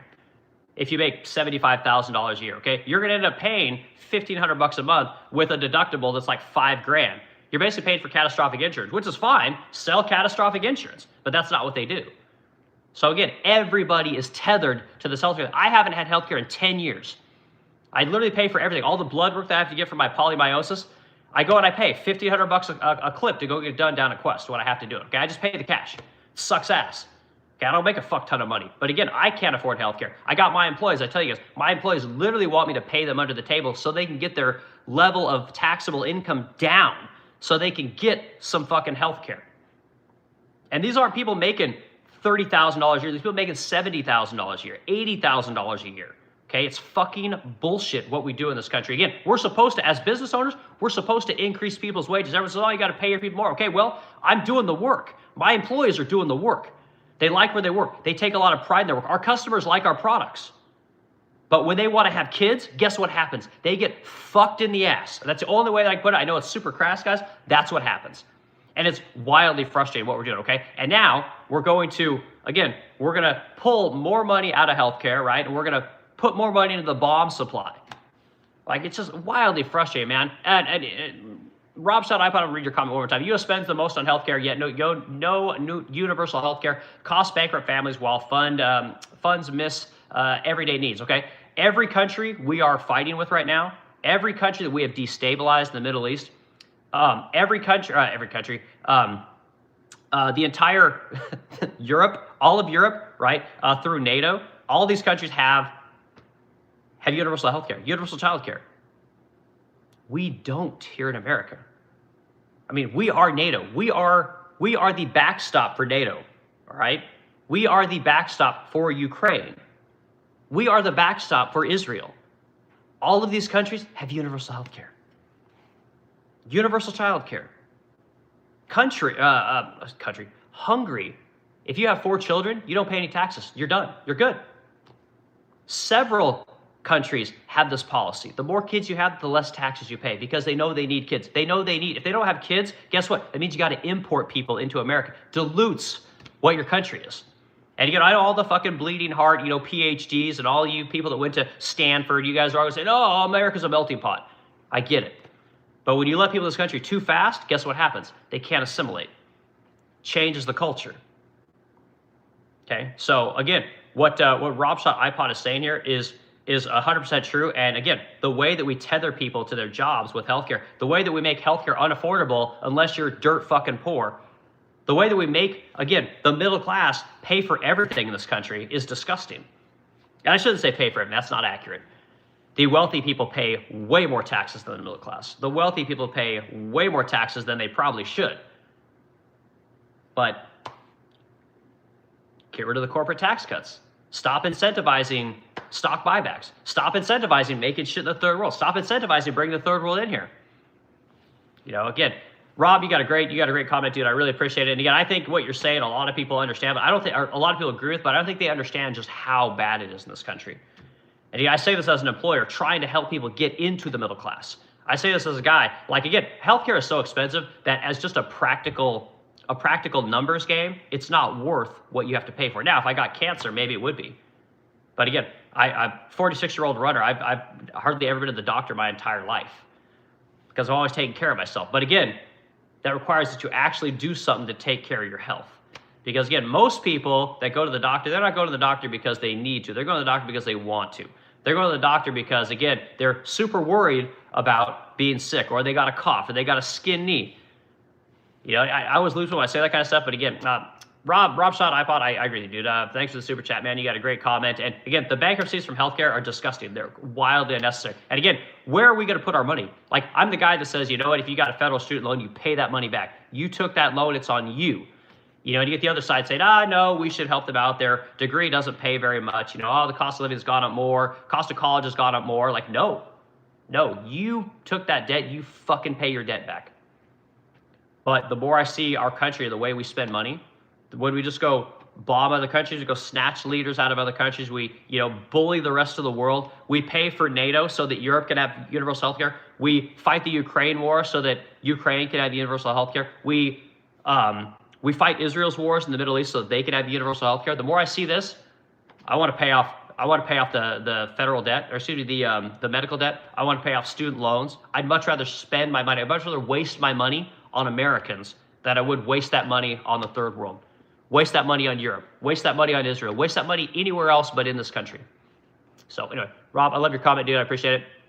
Okay, let's see. I know we've probably got tons of comments into this one. All right, Rob, we got you read.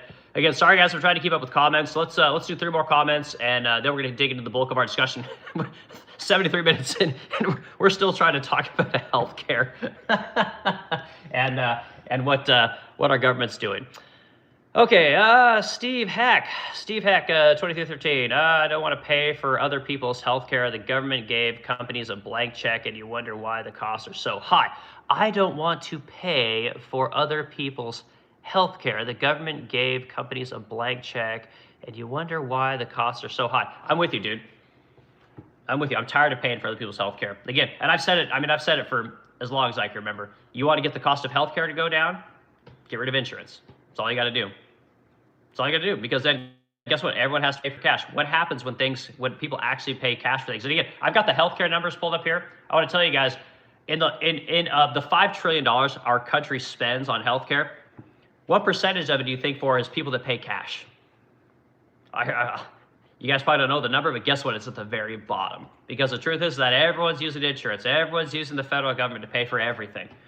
And again, when you allow the largest line item to come from the federal government and insurance, well, guess what happens if you pay cash? They don't want cash. They'd much rather have you pay for it with insurance and use Medicare and Medicaid, because again, they can mark it up and have the fucking taxpayer pay for it. So the taxpayer, the guy that pays cash, loses twice. And you'll always hear these people say, oh, well, if you pay cash, they have a cash price. They have a cash price. Sure, they do. But trust me, they would much rather have the insurance price. So anyway, we'll dig into that. Okay, two more comments, guys. Mr. Juggles, what's Mr. Juggles saying? See, I would just make this simple comment to help you with the real impact of tariffs. All right, Mr. Let's see what it is.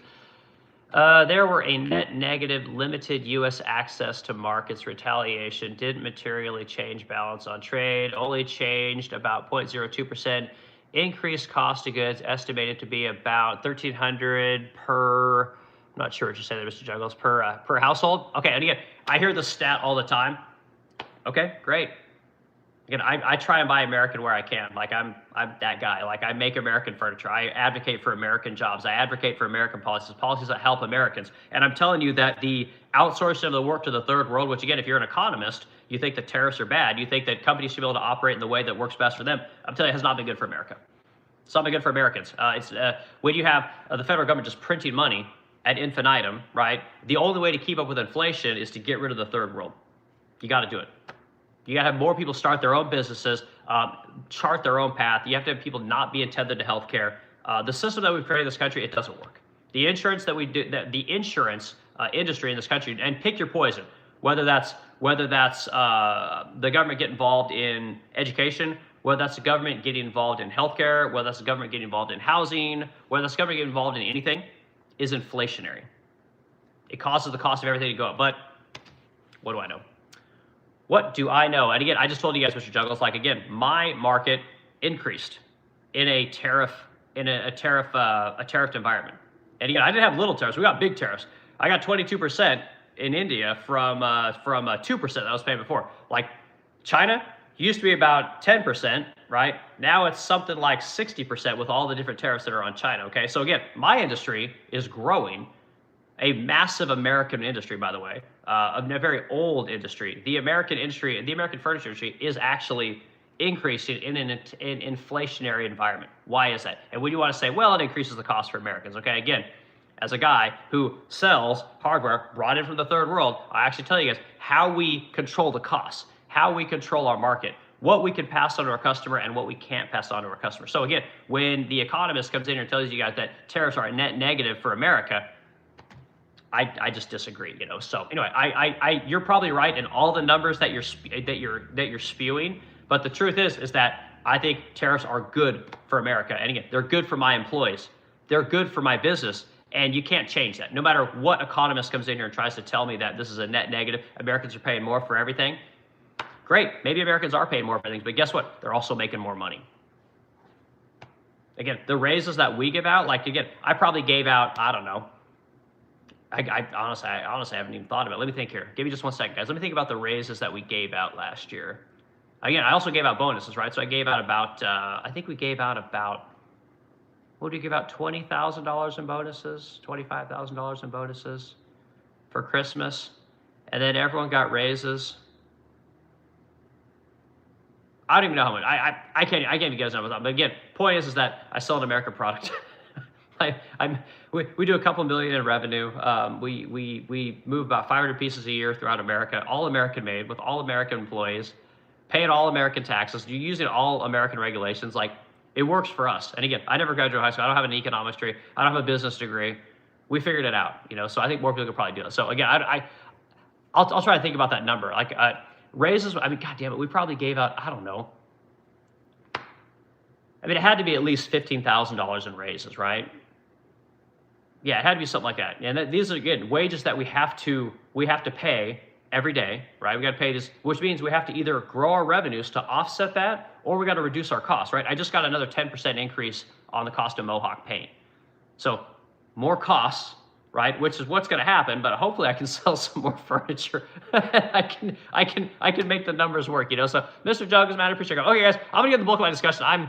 This way you guys got me thinking, Sir, I had dogs in here. Sir, I had good to see you. I took my doctor about a month ago to call me back with a price that he was going to charge me just for an office visit. That's insane, dude. But when he called me back and gave me the price of $150 for an office visit, I thought that was a great price compared to the insurance that I was paying. Yeah, and that's what I pay here in Alton. When I have to go up and get my, talk to my doctor about my polybiosis, same thing, $150 office visit, which again, I think is a fair price.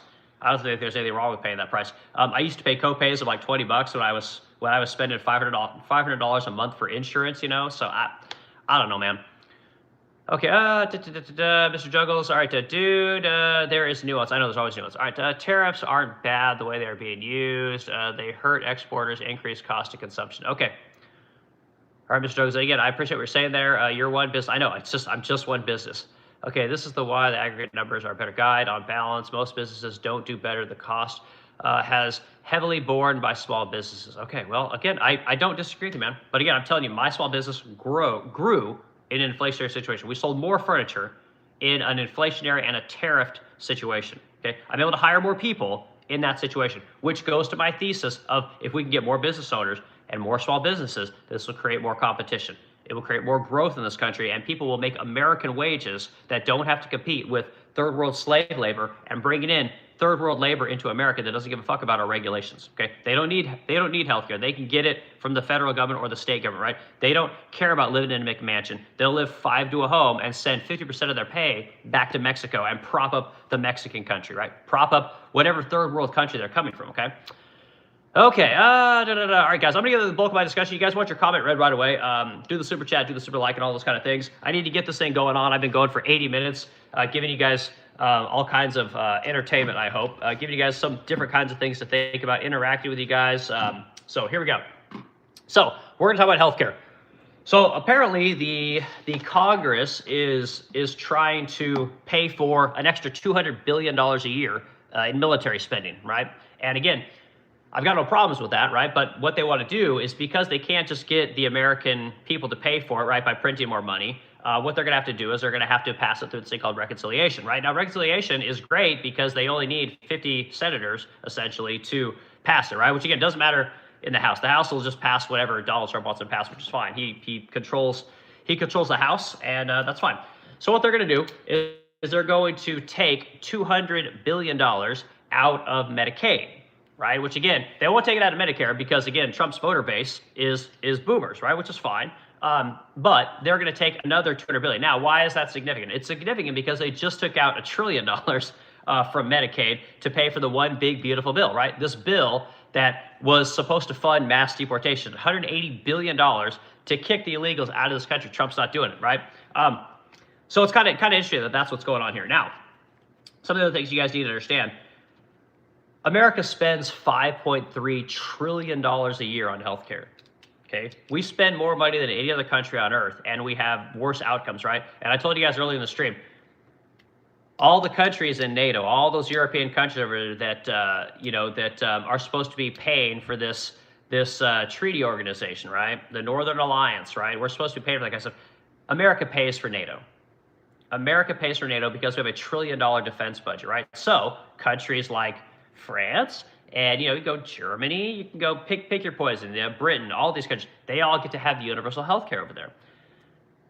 We give Israel $4 billion a year, just right off the top. You guys have, they use it, they buy weapons from us, okay? And again, we have to go into what they spend that money on, why it's important, doesn't matter. Point is that we spend a lot of money on this country, again, for whatever reason. And then when we go over there and we destabilize all these countries, the rest of the world, America pays for that too. We are the destabilizer in the Middle East. Now, Israel has universal health care, universal child care. When we go to places like Ukraine, again, this is not Ukraine and Russia, this is American-Russian war over there, okay? Again, we're paying for all of it, and you might say, we don't have any boots on the ground, okay, but guess what? We're paying for all the weapons, right? We're paying for all the intelligence. Ukraine, universal health care. Every country that we fight for or fight against or destabilize has universal health care. We can't get that here in this country. Again, I don't even think that we need it, but I think it's bullshit that we pay for not only the wars, but for all these other countries to be able to provide health care to their citizens because they don't have to pay for their own defense. America does this, okay? And again, I'm going to say this on blue in the face. We've got to fix this. We've got to cut all these countries off. Donald Trump ran on getting out of NATO. Donald Trump ran out of bringing our troops home and having less influence in the world so that we could work on America. Donald Trump ran on tariffing the shit out of everyone so that companies were forced, and I use the word forced, to hire Americans, to deal with the poverty, the impoverished people here in America, to train people who don't want to work, to train people who haven't seen what it's like to have a dad that comes in and works every day, leaves at 6 in the morning, comes home at 5 o'clock at night. have never seen what real work really looks like. You know, closing the borders, getting rid of the third world so that, again, American businesses have to hire Americans, have to deal with the people that we have in this country. They don't want to do it. Trump ran out all these things. Now, let's go through the numbers real quick. I want you guys to understand where all the spending is happening in healthcare, okay? I've got them pulled up here. This is a NEH fact sheet, okay? So what you guys have to understand is that the cost for healthcare has only gone up, right? It continues to go up at about 7% a year, right? So the costs are just continuing to go up. And again, when you're buying the old people's votes, when we're buying the poor people's votes, this is Medicaid, Medicare, what do you think is going to happen with spending? It's never going to decrease. It's only going to go up, guys. Here we go. Oh, boy. All right. Okay. Hold on one second, guys. Sorry, I lost my place. Need to find it again here. Okay, here we go. So healthcare spending went up 7.2%, right? We're spending $5.3 trillion a year. The average person is spending $15,000 a year on healthcare.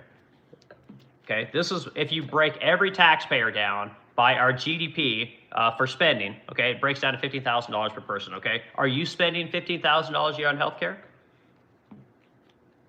Now, what do you guys think about this? Do you really think that you're spending that much money? Are you spending more? Are you spending less? Figure out where you are in that $15,000 number, okay? Again, I spent about $5,000 on healthcare this year. I paid for it out of my own pocket, okay? So that's where I'm at. 46-year-old male, hardworking W-2 worker, worked in manufacturing my entire life, okay? That's how much I spent. Okay, now, this accounts for 18% of our entire gross domestic product. That's for you, Mr. Juggles. So damn near 20% of everything we spend or make in this every service product that we make in this country is for healthcare. Okay, Medicare, right? This is old people. Medicare spending grew at 7.8% to $1.1 trillion of that $5.3 trillion. Okay, so $1.1 trillion is going to old people by way of Medicare. All right, Medicaid grew at 6.6 trillion. Right, this is 6.6%. This is $930 billion, all right? That's how much they spent for the poor. This is 18% of the total healthcare spending, all right? Private health insurance spending grew 8.8% to $1.6 trillion, okay? So the bulk of the money is actually coming from private healthcare. This is the private healthcare that you're gonna get from your employer, right? This thing that I'm talking about, everyone being tethered to this thing. Once you get that family, you're fucked. Right? You have to have healthcare. And again, if you can't get it from Obamacare because you moved up in life, you did better, you did the thing that we're all supposed to do, make more money, guess what? Healthcare becomes unaffordable. Then you get this bomb of $25,000 a year in healthcare costs if you want to buy it for yourself on the open market for your family. Okay, your family of 4. All right, so $1.6 trillion, okay, out of pocket, right? These are the people that pay cash, right? What do you think this number is? This is fucking hilarious. I love this. So the people that actually pay cash like me, the people that go out there and say, you know what, I need blood work, I need an MRI, I need to get my broken leg fixed, right? They spent $500 billion. I find this to be hilarious, right? So again, if you couple the amount of money that we pay for old people, the poor, and private health care, right? It's essentially about $4 trillion, right? $4 trillion. The people that pay cash, $500 billion. Nobody fucking pays for anything. We don't pay for anything.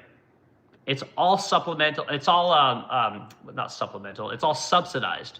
Everything is subsidized, guys. It's just insane. All right. Other third-party payers and programs, public health activity spending declined 7%, right, to again another $500 million. So, you know, hospital expenditures grew 8.9% to $1.6 billion. Okay, again, if the hospitals accept Medicare, Medicaid, right, and traditional health insurance, whether that's, you know, United Healthcare, you know, Blue Cross, Blue Shield, Kaiser Permanente, all these kind of things, again, their costs are going up every year because what happens is they then tell the insurance companies to subsidize, everything is subsidized in healthcare. Well, our costs went up 8.6 or 8.9%. Guess what? We got to raise our prices 8.9%. Okay, well then the health insurance companies, they're going to raise their prices 8.9%. And you guys see how the cycle repeats. Nobody ever says, you know what? There ain't no fucking money.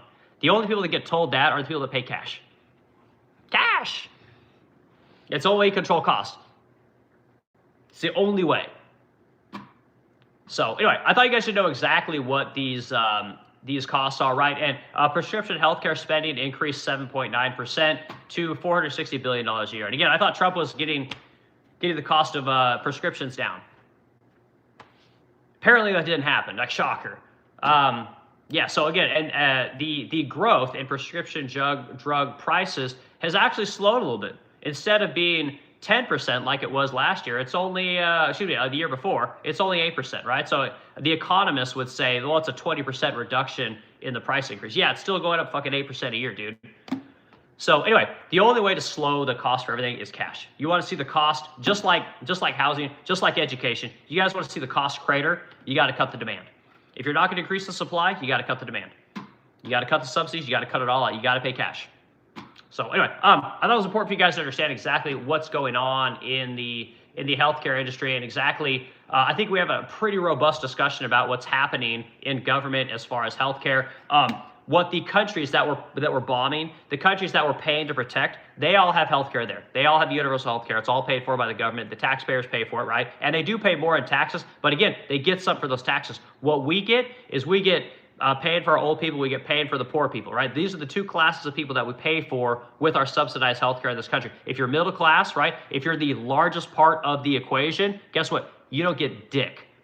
And pretty messed up, you know. I say this as a business owner. I say this as a guy who used to be a W-2, now I write the checks, right? Very different. I've seen both sides of the scale. I work with the wealthiest, but I pay middle-class people, okay? I see all spectrums of the economy. Okay, other things, we'll give me just a second, guys. We'll look at, I want to read you guys a couple little things here real quick, and then we'll jump back into comments, and you guys can tell me where I'm wrong. Okay, let's see. So Congress is using this thing called the Budget Reconciliation Bill, which I think I talked to you guys about for, and again, they'll package a whole bunch of bullshit in there, and they'll, because they don't want to actually vote on individual bills because they actually have to defend them. So they're going to package a bunch of shit in there to get this thing paid for. Again, the guy that's pushing the thing is Steve Scalise. You guys have heard of this guy? I don't know much about him. I've heard of him. I don't know much about him. But again, the way that he's going to sell this to the American people is he's going to talk about waste, fraud, and abuse. You guys ever heard that before? They would never talk about waste, fraud, and abuse in the Department of Defense, you know, but love to talk about waste, fraud, and abuse in healthcare. They don't talk about the waste, fraud, and abuse in the federal government, you know, but they'll talk about it in the healthcare industry, you know, which again, we all know it's there, but I just find it to be kind of interesting.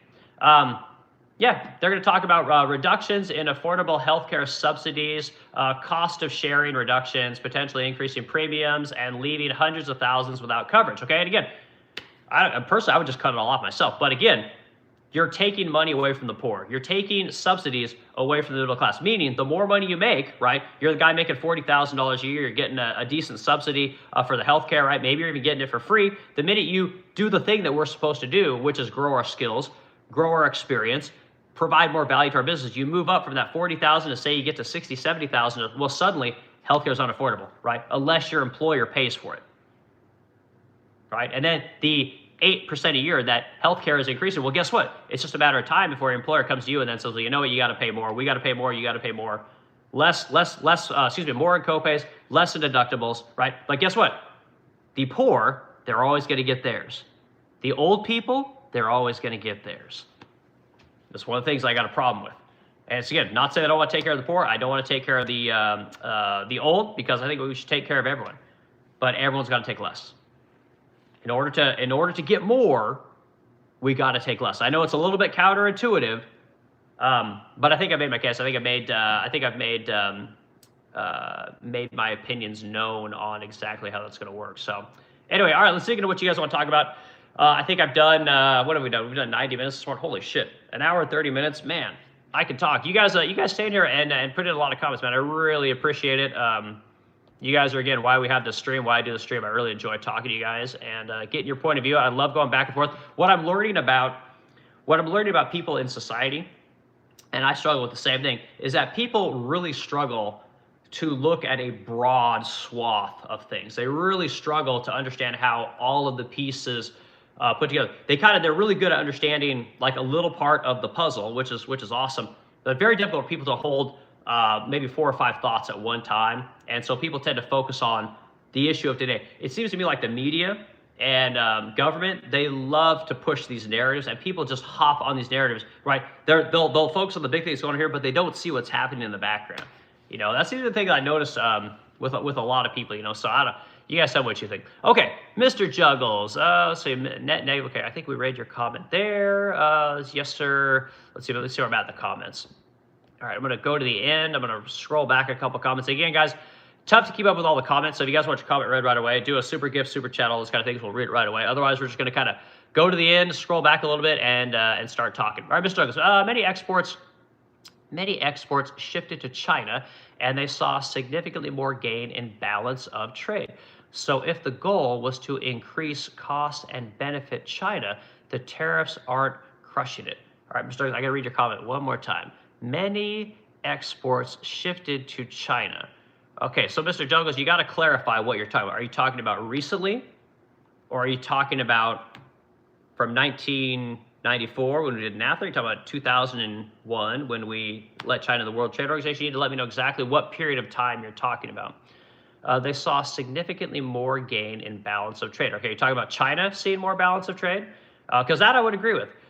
So if the goal was to increase costs and benefit China, the tariffs aren't crushing it. Okay, so if the goal was to increase costs and benefit China, I get, dude, I'm not following you. Again, I'm not an economist. I didn't graduate high school, so maybe I'm missing something there. I'm not sure what the fuck you're saying, dude. But I appreciate your comment. Keep working on me. I'll get there. Pedro Moss 33, is Elijah antiseptic in your opinion? I don't know. I don't know what you're saying there, dude, either. Chris V, 5T. How does Congress cut health care when we have to pay for it? Because what they're doing is they're essentially increasing subsidies, right? Or excuse me, decreasing subsidies. So essentially the way that they cut it is there's only so much money, right, in this pool of money for the ACA. Okay, so just say there's $100, right? So again, you got to find a way to allocate that money by way of that $100, right? So say you give a $1 out to 100 people, but if those people make whatever $40,000 a year, they're gonna get 80 of those dollars, right? The minute you move up, right, you're gonna get 20 of those dollars are gonna move up to the next tranche of people, right? And then once you get to $100,000 a year, there's no benefit. You get nothing. So those allocation of funds are only going to a very specific group of people, and then they can essentially spend that money on healthcare. So does that kind of make sense? I hope that makes sense to you guys. All right. Not for you, G3M. They did it. It would have cost the U.S. billions to even start making plants to manufacture anything like microchips. Okay. So not for you. So again, we used to manufacture the microchips. The microchip was invented in America, right? So the initial microchip was invented at not Hewlett Packard, at Texas Instruments in the 50s. And again, thank you very much. Thank you very much, World War II. Thank you very much, Operation Paperclip. The microchip was invented here from Texas by Texas Instruments in the 50s, right? The first processor, right? The computer processor, the thing that every product we use today has, was invented by a guy named, oh God, it's something Fagan. His last name is literally Fagan, for the Intel Corporation, right? Intel was founded in Oregon, where I'm from. And again, the microchip and all the processing technology used to be done here in America. And this is the thing, this is my thesis, guys. Once we let China into the World Trade Organization, and once we saw that it was more advantageous to manufacture things in the third world as opposed to here in America, right? Once we could pay someone $2 an hour in the third world versus $20 an hour here in America, once the business owner and the MBA, right, the college graduate, saw that delta, they had no incentive to hire Americans anymore. And so they sent all that work to the third. Well, guess what? Now China Taiwan Semiconductors is the company that's making all the microchips, right? They are making a plant in Arizona, by the way, which is good. Thank you, Donald Trump. We're starting to bring that technology and that manufacturing capability back to America, but we gave it all away, guys. It's the same thing with making furniture. It's the same thing with making dishwashers. It's the same thing with making automobiles. It's the same thing with making anything. We traded it all away because we told everyone you're going to be a marketing specialist. You're going to be a psychologist. You're going to be a thinker. And now we want to praise everyone and say, "Oh my God, it's fucking amazing. We're bringing manufacturing back to America." Or you'll get the people that believe that, like I said, we didn't do this shit. Like, we gave it all away, guys, and now you're paying a second time to bring it back here, right? Or you get the people that say, "Oh, we don't have manufacturing space, or we don't have the infrastructure. We don't." Okay, why don't we have the infrastructure? Because we gave it all away, right? Again, we have the buildings. Like my manufacturing facility where I make furniture is an old bowling alley repair business. St. Louis used to be the fucking bowling capital of America. A lot of old buildings, a lot of businesses were dedicated to supporting the bowling industry, making bowling pins, making bowling lanes. Okay, they used to do that in my factory. Okay, that's the kind of business that I have. It's an old building. It was made in the 50s. Okay, there's a million of those buildings around here. A lot of small businesses could start in these buildings. It can be done. We have the infrastructure here. The problem is that we don't have the will, right? Again, we were talking about healthcare today. Again, how many of you guys would love to start your own business, but you can't because you need healthcare? Maybe you got health issues. Maybe you got kids, right? You can't risk starting your own business, right? You can't pay $25,000 a year for your own healthcare policy. Okay. Again, Cigna, doesn't have the I want to start a business discount for you, right? United Healthcare doesn't have the, hey, I got 4 kids and I want to go try my own thing policy. They don't have any of that shit for you guys. So when people tell me that we don't have the infrastructure and we don't have the manufacturing capability, I call bullshit. Okay. And again, if you guys want to look at, just use the example of these AI companies. Okay. Again, these AI companies suddenly, everyone's catching on to the fact that they're using a little bit of electricity, right? It's a little bit expensive to let this particular industry proliferate. Right? They don't seem to create a lot of jobs within their industry, but they do seem to use a lot of energy, right? So the administration comes in and says, well, you know what? These guys can make their own power stations. Let's get the cost of energy down. Let's make it easier for these guys to generate their power. Okay, well, what about the American people? Like, we can move heaven and earth for AI because it's the future.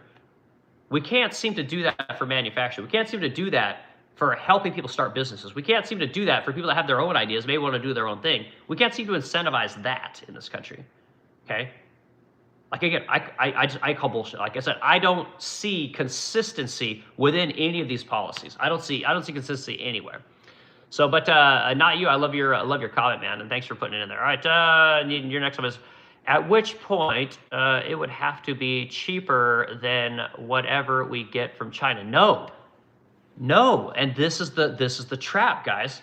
This is the trap. You guys think that everything gets cheaper. It doesn't. It doesn't. I'm sorry, it doesn't get cheaper, but guess what? When you make an American product and sell to Americans, you will make American wages, and therefore everything becomes more affordable. You get your government, stop fucking printing money. Stop handing out money to people that don't create real products. Stop handing out money to banks. Stop handing out money to private equity guys. Stop handing out money to the people like BlackRock. Okay, these guys are literally printing money, giving it out to these companies, and then they're the ones dispersing it to everyone. By the time that money gets to you, it's worth significantly less than when the banks got it. They buy up all the shit that makes them money. You guys get whatever's left. This is our policy today. This is exactly how it works, guys.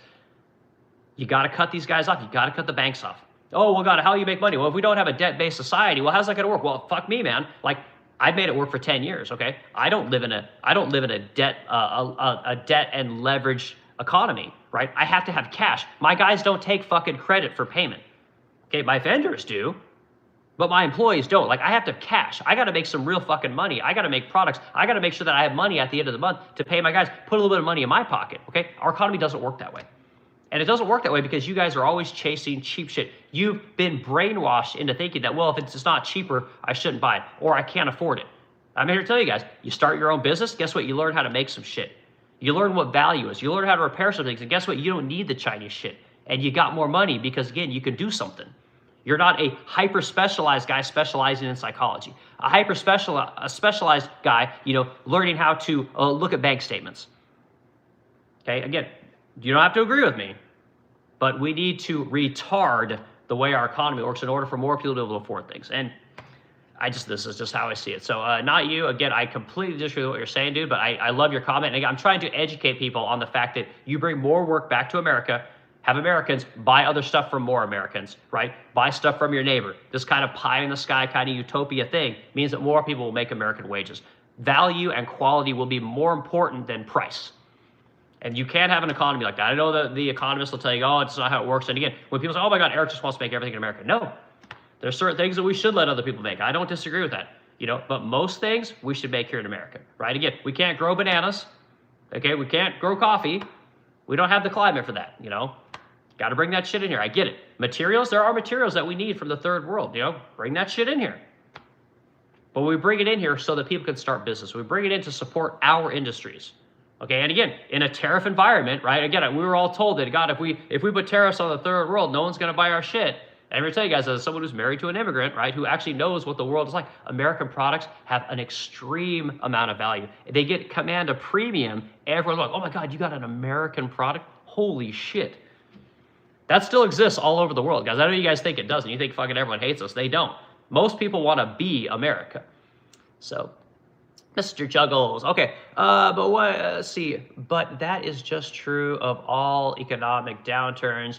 The GFC made billionaires. There is always a winner to offset the losers. Maybe it was you in this policy. No, and again, you're 100% right, but you can say that, you can say that about every day. Every day billionaires are made, billionaires go broke. This happens every day. Like these blanket statements, like, come on, man, I can do better than that. The problem wasn't the great financial crisis, right? The problem wasn't making billionaires and making millionaires. The problem was that the Fed and the federal government and the banks decided for you and I that it was better to prop everyone up and bail everyone out so that there was not a downturn. Right? So the truth is that a lot more industries should have cratered. The economy should have slowed down. We should have let deflation into the economy.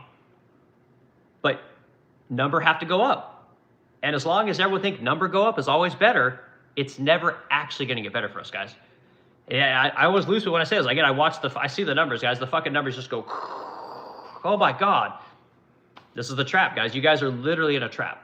And again, I know if we let deflation in the economy, I would probably lose my business, But guess what? I'm a furniture maker. I can go work anywhere. I'm a 10-year business owner. This fucking everyone would want to hire me. I know everything there is to know about business. I know everything there is to how to sell. I know everything there is to know about how to market. I can make anything. I've worked in aerospace. I've got thousands of wealthy clients that I know. Okay, I can go work anywhere. I'm not worried about it one bit. But again, I would lose my business. My dream would probably die. But guess what? It's going to be better for the next generation. It'll be better for everyone. And this is how I see it. All right, Sir Aldweg. We're at 106, guys. We're doing it. Sir Aldog, or Sir AI Dog. You wish you could tell me exactly how to say your name. Sir AI Dog. My one company is a landscape company, and to get parts for the lawnmower, 90% of them come from cross seas, and the parts have dramatically increased in cost. Well, Sir Allwag, this is what's happening. Again, a lot of businesses have to increase. Let me back up here. So you have a lawn care company. Is this, am I saying this right? Sir Allwag, I want you to tell me what it is you do. You have a landscaping company, and you're saying all the parts for your lawnmowers, 90% of them come from across seas, and parts have dramatically increased in cost. Okay, good. This is exactly what's happening.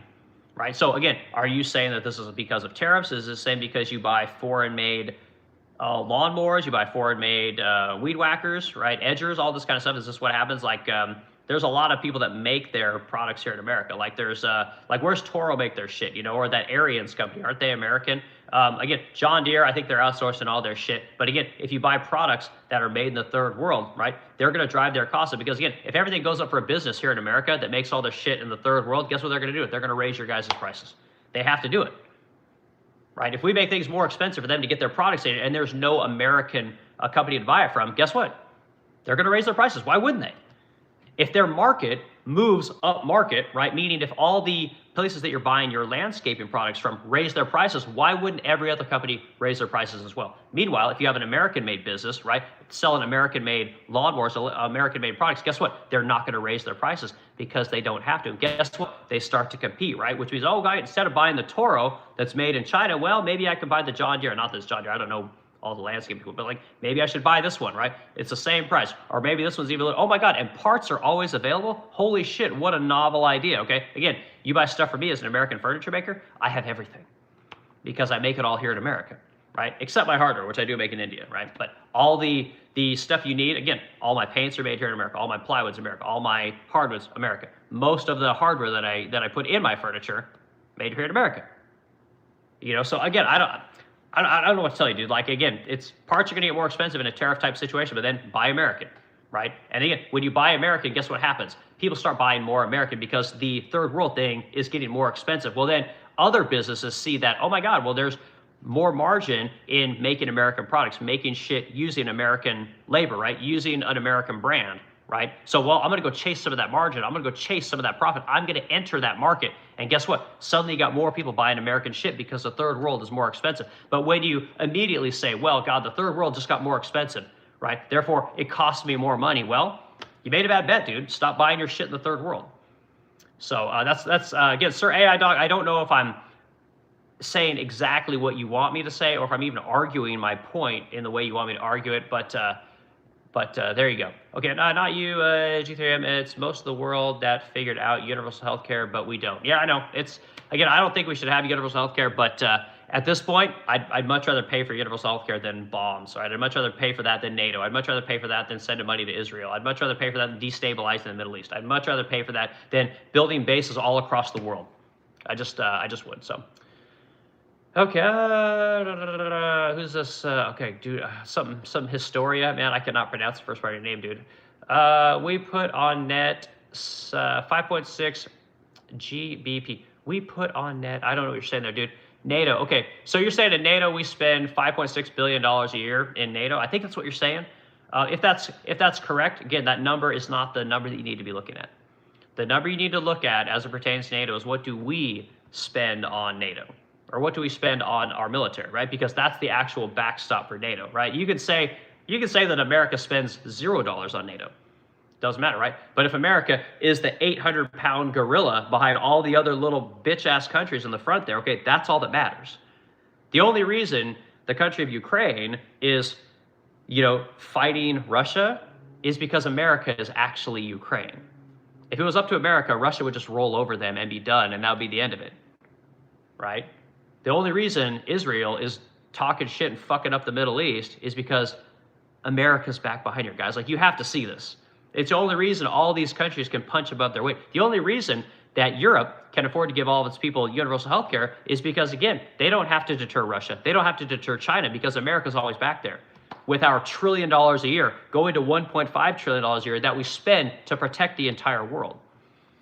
But we can't get universal health care here. We can't get universal child care here for our people. Okay, we're all indentured fucking servitudes in order to protect the rest of the world because, again, you guys say, oh, we got to have cheap prices. We got to have cheap products. We got to keep the world running the way it runs, right? We got to make sure it's running the same way, globalized, since World War II because, again, we want cheap shit from China. Okay, I don't believe in that. So I love your comment, dude, and thanks for the fact. I didn't know that the number that we were giving NATO was 5.6 billion. I think that's what you're saying, but if I'm wrong, I don't know. Okay, Ethiopia has universal health care. Would surprise me, guys. So I told you guys it is sand art at well. I told you guys it is sand art at well. Okay, not what you're saying there, dude. The Duff 401 taxation, or excuse me, Axions. You're back in here, dude. Duff's good to see you, man. Thanks for being back. Universal health care, laugh out. Nothing is free, my dude. No, I didn't get it. I'm not saying it is. I know universal is wildly expensive. It is wildly expensive. So I'm with you, man. Nothing is free. But again, would you rather send money to protect NATO? Would you rather have a massive military here so that NATO doesn't have to defend itself, right? Doesn't have to pay for its own defense, right? Would you rather pay to fight a war in Ukraine with Russia? Would you rather pay for Israel's destruction of the Middle East so it can have the Greater Israel Project, so it can expand its borders and grow its economy? Do you guys really want to pay for all that shit? Or would you rather pay off people's bullshit loans, right? Would you rather give people universal health care, universal child care? Would you rather help people live the American dream here in America? And this is, again, I didn't used to think this way, guys. I know I sound like a fucking liberal and that I've got Trump derangement syndrome, all this kind of stuff. Like I said, I've never voted Democrat my entire life. I hate academia. I don't think that we should have universal health care, but where I see our tax dollars going and where I see our country, country giving its resources to, I don't agree with anymore. Like, it's wildly frustrating what's happening in this country. Okay, let's see. You sigh at tax hits is standard art. Okay, I don't even know what you're saying, man. Mr. Drugs, an economist wouldn't call an increase a decrease. We just do math, Nate. You might have seen someone quote reduction in the margin rate. Okay, Mr. Juggles. Sir AI Dog, I made a decision this year to drop my insurance and pay out of pocket so far. I think I'm up. I'll probably pay less than if I paid insurance. Yeah, and again, I don't know, guys. But again, insurance isn't even insurance anymore, guys. Like, the insurance companies have caught on to the scam. And again, I don't know, like, again, when you increase the cost of everything through money printing, right? When you increase the cost of everything through giving everyone cash to stay home, and so they then just move around. When you increase the money supply and allow poor people to just spend gobs of cash on bullshit that they don't really need, right? Comic books, fucking Jordans, Beats headphones, a food that they would never buy, vacations they would never buy, handbags, whatever you want, right? It props up the wealthy business. The wealthy business then use that money to buy assets, right? As the inflation rolls in, after we give them all the money, well, guess what? All the people that spent the money on assets, their net worth goes up, right? Meanwhile, you get actually less money, right? As you go to the job, collect your wage, you paycheck, again, it buys less. You slip slower and slower and slower into poverty. And this is just, and as this happens, right, as this inflationary bubble continues to grow, the everything bubble, right, the cost of property taxes goes up. The cost of the insurance to insure your home goes up. The cost to insure your car goes up. The cost to insure health insurance goes up. Dog insurance goes up. Every fucking kind of insurance you guys can possibly think of. And guess what? Everyone's got health insurance, right? If you guys look at news today, look at any CNN, Fox News, doesn't matter what it is. It's all insurance, guys. Progressive. City. I forget all the fucking names. What's the one that starts with a C? Cigna. Right? You see those guys. Blue Cross Blue Shield. Geico. They're all onto the scam, guys. And again, you guys are all paying for it. All of us are paying for this shit. It's all a scam. It's all number go up mentality. And at this point, you got to turn it off. But again, if you want to buy a home, you got to have health insurance. You want to buy a car, you got to have car insurance. They've got the system figured out, guys. You can't opt out. There are no alternatives. Healthcare, you got 5 companies. Auto insurance, you got 5 companies. Property insurance, well, I guess property insurance, there's actually a little more competition. But you don't have a lot of competition in this country, guys. It's like I said, everyone is onto the racket. The health insurance companies, they're onto it. Auto insurance, they're onto it. Like, it's just, you guys are progressively paying more every single year. And there's nothing you can do. You can't opt out. In most cases, right? Healthcare is the one you can opt out, but you're gambling because, again, the federal government is involved in healthcare, so the price of those always go up. So the risk every day that you do not have healthcare, right, continues to go up. So it's tricky, man. But Sir Dog, I'm the same thing, man. I just pay out of pocket. Again, I'm way up. 10 years. I've been to the doctor, I don't know, maybe 3 or 4 times, for like minor shit. Like I literally went and got a physical one time. Cost me $200. So I don't know, man. Let's see. Big Chris Entertainment in the Valley of Joas. Okay, not sure you're saying. Do appreciate it. Yes, for the tariffs. All right, not you, G3M. Dude, can you not read or think? Okay, I read as much as I can. I try and I read your comments as multiple times so I don't understand it. I'm not afraid to look like an idiot, so I don't know what you're talking about, man. And again, when I apparently I'm not a thinker, but you guys are here watching. You guys come in every day, so I must say something that entertains you guys. So some conversations I get really good, right? Other conversations I struggle with. But again, the more I do this, the better I get at it, So I'm one of these guys. If I've got one superpower, it's being ultra consistent. Okay, when the tariffs kicked in, we lost business because no one wants to pay more. And again, I don't disagree with you, dude. But again, I saw an increase in sales. My industry saw an increase in sales. And again, I'm one of these guys. I do not want things to get cheaper. I want them to get more expensive. I want you guys to be able to work for American companies that sell American products because guess what? American businesses will be forced to pay you American wages. This is the trap, guys. You thought that going to college, actually paid money for someone to teach you something so that you can go to work for someone who can actually pay someone from the third world or send your job to the third world. You're paying for that company, right, to be able to hire you.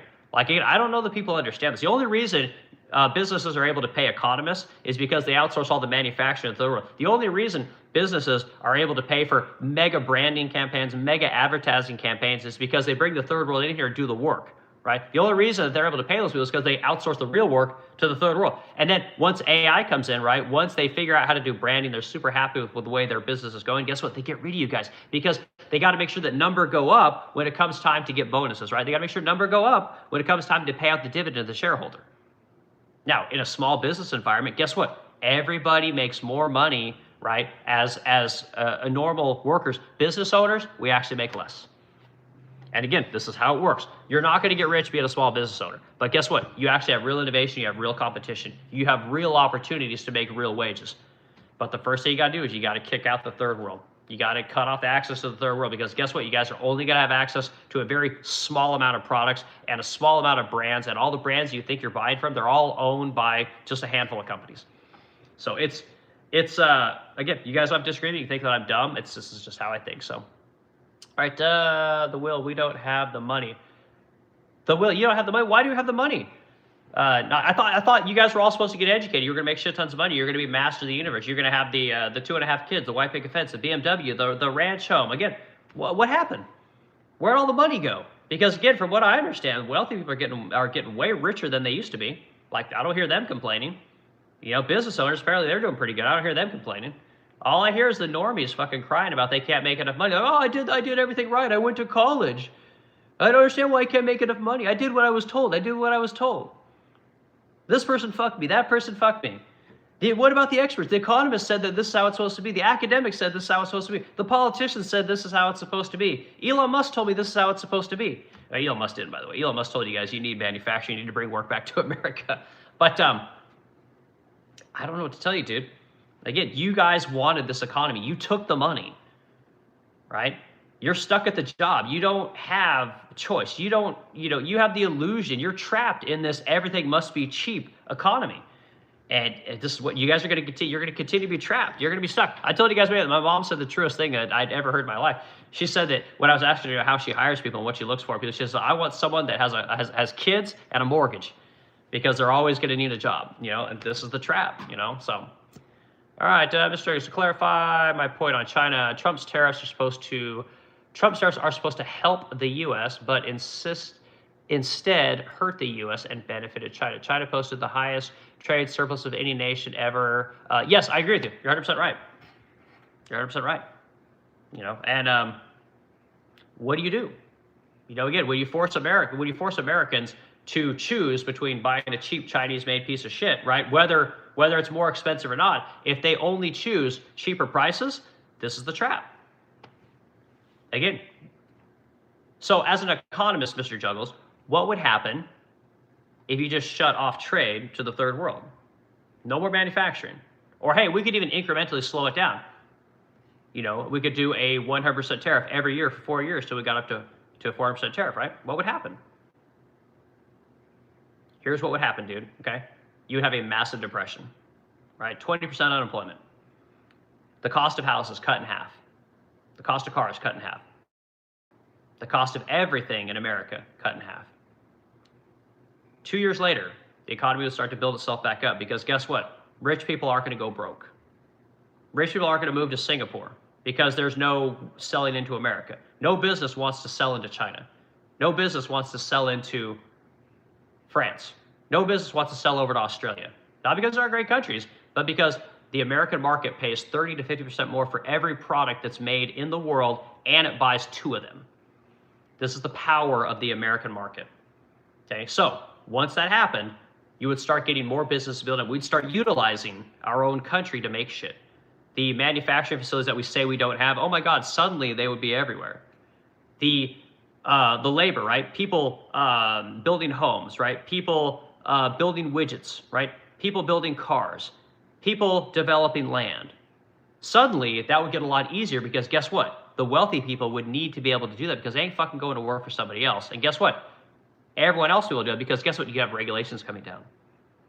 Labor would still be very expensive in this country, by the way. The people that actually had jobs during this economic downturn would probably see their wages increase. And every other job that increased on top of that would get paid more money. It'd get paid a living wage. And guess what? You would have to pay people $100,000 a year because guess what? The cost of homes would go back to $200,000. Suddenly, you would have an ample supply of homes on the market, right? The price would then come down. Demand would crater. prices would come down, because guess what? When there's a liquidation in goods, guess what happens? People need cash. They liquidate everything, costs come down, and then suddenly, oh my God, the value of a dollar comes back. But it's so much easier just to print the money. It's so much easier to elect the politician that's going to, again, allow access to the third world to then make sure that you can buy cheap bullshit that you probably don't even need. And this is the problem. And it's as plain as day to me. I don't know how it could be, how I could possibly make it any clearer. The problem, the hiccup for everyone is deflation. The hiccup is the depression. The hiccup is the recession, whatever you want to call it, the downturn in the economy. Nobody can stomach it. And this is why insurance has you guys by the balls. Big business has you guys by the balls. Every politician has you guys by the balls. They know you can't afford less. You can't afford to take a job that's going to pay you less. You can't afford to lose your job. You can't afford to not have your health care. You can't afford anything. And this is the trap, guys. You are trapped in the steady state of inflationary, money printing, and debt leverage-based society. So, Mr. Douglas, I love when you put your comments in here. Again, it's super helpful. And again, you guys don't have to agree with me. You can agree with Mr. Douglas. You can agree with not you. You can agree with whoever you want. Like I said, I'm just here spewing my bullshit. You guys don't have to like it. But again, go to my website, theresplendentcrow.com. See the furniture that I sell. Most of you guys can't afford it. It's not made in China. It's actually going to cost something. But we do support 10 jobs here in America. We do pay American wages. We do pay American taxes. You might say, "Oh, Eric, you're not educated. You don't have an MBA." Like, well, I'll tell you guys. So, all right, Bickers Entertainment, drafted from being a thinker to being a soldier. The end is at hand. Yeah, and again, they sold you guys on this idea. Go get educated, right? Now they're gonna fucking draft all you people. I actually kind of like your comment. Again, it used to be that we poor people, right? We guys that grew up in the Midwest, or we grew out in the backwoods, right? We were the guys that ended up having to go fight the wars, right? The guys that from Appalachia, the back country, coal mining country, we were always the guys that volunteered to go fight the wars for all the people that wanted cheap shit. Now it's you college guys. We have more college graduates going to fight a war than we are dumb people that only graduated high school. So we all aged out. Gen X, we're good. Now it's all you guys. So enjoy the economy that the experts gave you. Enjoy all of your education. Your education is gonna work out great for you. You'll be able to hold a rifle better than anyone. So. Okay, Mr. Jones, let's go to the end here, guys. Again, I think oh my God. Okay, well, apparently I'm really slow on comments. I've given you guys 126 minutes. We're going to the end here. I'm going to go read, let's go for about 5 more comments. See if we can say hi to some people that I haven't said hi to. Mom says in here. All right, Mom says America's mid. It could be the greatest. I know, man, Donald Trump was supposed to really help us out. He really sold a great image of what America could be. Was elected president with overwhelming support, won the swing states, won the popular vote. Again, America wanted what Donald Trump was selling, which was massive tariffs, closing off the third world. Didn't happen because, again, he surrounded himself with experts, the Nobel laureates, the captains of industry, the guys that own the biggest housing companies, the guy that are all in real estate. He surrounded himself with all these people, the hedge fund managers, the AI tech people.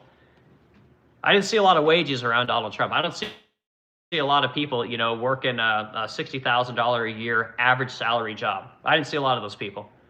Sure like those people when he was collecting votes, though. Sure like those people when he was talking about making America great again. But now that he's in office, guess what? It's going back to the way the people like Mr. Juggles want, going back to the way that, everyone say, oh, we got to have cheap shit. We got to have cheap oil. Oh my God, if you want to get the cost of oil down, well, we got to go fight the third world over the Middle East. We got to go bomb poor people, You guys can't get health care. We're gonna take money out of health care. We're gonna give it to the military. Because again, the military is great. Number go up, America go up. It's fucked up, guys. It's a terrible life we or it's a terrible situation that we're in today. So Ronald Laguna, America is the greatest country on earth. Yeah, Ronald Laguna, I agree, man. It could be better though. The country is going to hell in a handbasket. Yep. Mr. Joker, good to see you, dude. Thank all who contributed to a worse future. Much appreciated. Yeah, thanks, guys. I appreciate you guys sending everyone to college, and sending all the real work to the third world, so that now we don't make chips, we can't make houses, we don't make anything. We don't make fucking nothing. Our culture's dying because again we let the third world in here. We got suicidal empathy because we educated everyone in the colleges. The things that we care about are safety culture, OSHA, EPA, permitting, inspections. We can't fucking do anything in this country. And again, you guys want all the money, you want all the healthcare, you want to live the American dream, and you're voting for it by printing money. You're voting for it by thinking that the Fed knows what they're doing. You're voting for it by supporting all the economists. It's just we got to get back to, again, like I said all the time, like I think that my grandmother was right. Again, we need to go back to how would my grandmother think? Like I had a grandma Bill, right? She grew up in the Depression. The way that she lived fine, but she would never support any of this shit. But again, we're hyper educated. We got great economic instruments. We got great instruments that tell us what the economy is doing. So good that we're $39 trillion in debt. So good that we can't balance a budget. So good that we've inflated away entire generations of young people. So good that we killed the American dream. But again, you guys want cheap shit. So it's worked out great. It's worked out so good, you guys. So good. All right, but Mom said again, man, I appreciate being back in here. All right, Mr. Joker, they did it in the 30s, 40s. Remember, I do. Again, I'm not a big advocate for federal spending and those kind of things. But again, we didn't have the difference between every time people talk about the past and they talk about how great we did things, whether it was military endeavors, whether it was government programs, whether it was spending at the federal level, whatever it might be. The difference then is that we weren't 120% debt to GDP ratio, right? We didn't have that. Believe it or not, guys, we paid off World War II. You guys might not know this, but when we went from a $40 billion deficit to a $250 billion deficit, right, during World War II, we paid that back. We don't pay anything back because, again, no one will take less. I have a fucking broke record listing. You guys will not take less. And I always say you guys because, again, you're in the stream. You are America. This is the American people. No one's going to take less. Everyone always wants someone else to fix their problem. Everyone wants someone else to make everything cheap, make life more affordable. Okay, you guys are voting for people to fix your problems, and guess what? They haven't fixed it in fucking 20 years, and you guys still voting for it because the only option you have is shitty and shittier. That's all you got. No one ever fixes anything, but you guys will never vote for Rand Paul. You'll never vote for Thomas Massey because he'll have one thing that you guys don't want. Always. And so you just, fuck it, I'm going to go vote for this, socialist, or I'm going to go vote for this capitalist, and at the end of the day, all they want you to do is pay your 25% federal income taxes so they can keep the system working exactly as it's working. So keep going to school, guys. Go get the 10 millionth college degree in a fucking industry that no one cares about. Half of everyone outside the U.S. doesn't view us favorably. It's an absurd position that requires a lot of exposition. Yeah. Again, I don't know that. I know that a lot of people in the third world actually want to be like America. They want to get to America. Everyone wants to come here, even still. There's a lot of people that love the idea of having American products. And again, I'm married to an immigrant. My wife's from India. This is how it really works. You don't have to agree with me. American products in China cost a premium. If you got an American truck over there, man, you're fucking rich. That's special. And again, the American products trade at a premium. So we can't sell as much of them because again, most people can't afford them, but they'll save up to buy American products. So pretty cool. I think it's cool. Mr. goes, that is the definition, not what would happen, I'm afraid. I know. And again, Mr. Jones, you have to agree with me. Mr. Joker, 1913, 1920, 1940. What's 1913, 1920, 1940? What's the same? Trade skills. Yeah. Well, it's not even trade skills, Mr. Joker. It's just, it's about having an economy made on tangibles. And this is, again, what I do what I try at this point. Right? No one sees it. Like, again, when you have a society that actually makes things, you make things, right? When you have a society that doesn't make things, well, guess what? The only things that get cheaper are things that can be purchased in the third world or potentially things that can be purchased in the service sector. And even then, I don't think that even works anymore. Like the reason houses are so expensive is because we don't supply them. We don't have enough people doing it here in America. Therefore, it's always going to go up, right? When the reason healthcare can't go down is because the demand is higher than the supply. We can't get the supply up to where it needs to be because it's free, right? Somebody else is paying for it. If you had to pay for it yourself, guess what? The supply would go up because the demand would crater. The cost would come down. Yeah, it would. I don't know, man. Like I say, I can't. It's just I don't know, man. Anyway, trade. You got to make stuff, guys. Like at the end of the day, you got to make stuff. Like the reason the military needs so much money right now, the reason these budgets are out of control is because we have fucking super scientists making rockets. We have super scientists, that have crazy physics degrees, they got 10 fucking PhDs that are paid $300,000 a year building missiles that cost $4 million. Meanwhile, you got people in Iran making drones that do the exact same thing for 50 grand. Palmer Luckey talks about this. I say it all the time. Again, Palmer Luckey says that our entire military industrial complex is fucked. It's full of idiots. It's full of people that want to make the most expensive, most complicated product in the world. The truth is that this is how we treat everything. And again, this is why our government runs the way it is. It's the most educated, most complicated structure. The reason our tax code doesn't work is because super complicated, super impossible to interpret. You need a fucking expert, a wizard to get through the tax policy. The reason we can't build a bridge in Baltimore, right, in Baltimore, Maryland, is because, again, every fucking expert with a million degrees wants to have their say in it, when most of us would be like, just build the fucking bridge. Oh, we can't just do that. We gotta make sure, we got the right. No, use the same fucking material use the same material that made the bridge last 7 years, okay? We can build a bridge every 7 years. Good, get the fucking thing built. It's not that complicated. Oh, we gotta have a tax code. We gotta have a tax code of 53,000 pages of tax code because that's good for the consumer, right? That's good for Americans. Again, you people that believe this shit are fucking retarded. We need a code of federal regulations that has 87,000 regulations because it's good for the American consumer. It keeps us all safe. We had 5,000 codes back in the 50s. Do you guys feel like our products are getting better? Do you feel like the country's safer? Do you feel like society is better with all these regulations, all these experts? No, we created our own destruction through academia, guys. And again, I thought I'm against academia. I feel like I have to say this every time. Again, we need smart people. But again, when you tell a fucking retard that they're going to go to school, they're going to become amazing, well, guess what? That retard ends up in government, creating regulations, ends up in safety culture. Never actually make anything, never having to work in that industry, but they'll tell you how to make it better.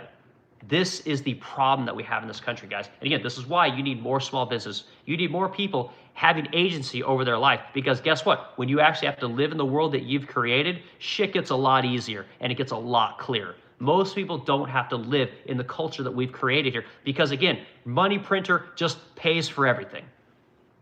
So anyway, guys, I don't want to crash out here. Let's do 3 more comments, guys. I'm going to get out of here. I thought there were a couple people here I want to say hi to. Let me go through here, and I want to make sure I say hi to people. Let's see. Mikhail has been here before. Mikhail, good to see you, dude. So you can't explain things, big jugs, so you're embarrassing yourself. Please just start your explanation that you won't share. Yeah, and again, I like Mr. Jugs. I think he's got a good point of view.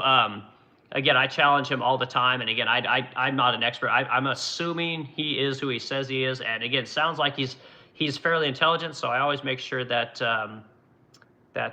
we interact with him. All right, so I've forgotten Primark. I don't know if I've seen you, but Primark, is that from Warhammer 40K? Like, again, I think that's where I've heard that word before. See, you Chuck, sure got me there. A juggle, still no mention of which polls conducted by who, which pretty easy to do that if your source wasn't your own asshole. No, and again, guys, you can't even look at polls. Like, polls are all rigged.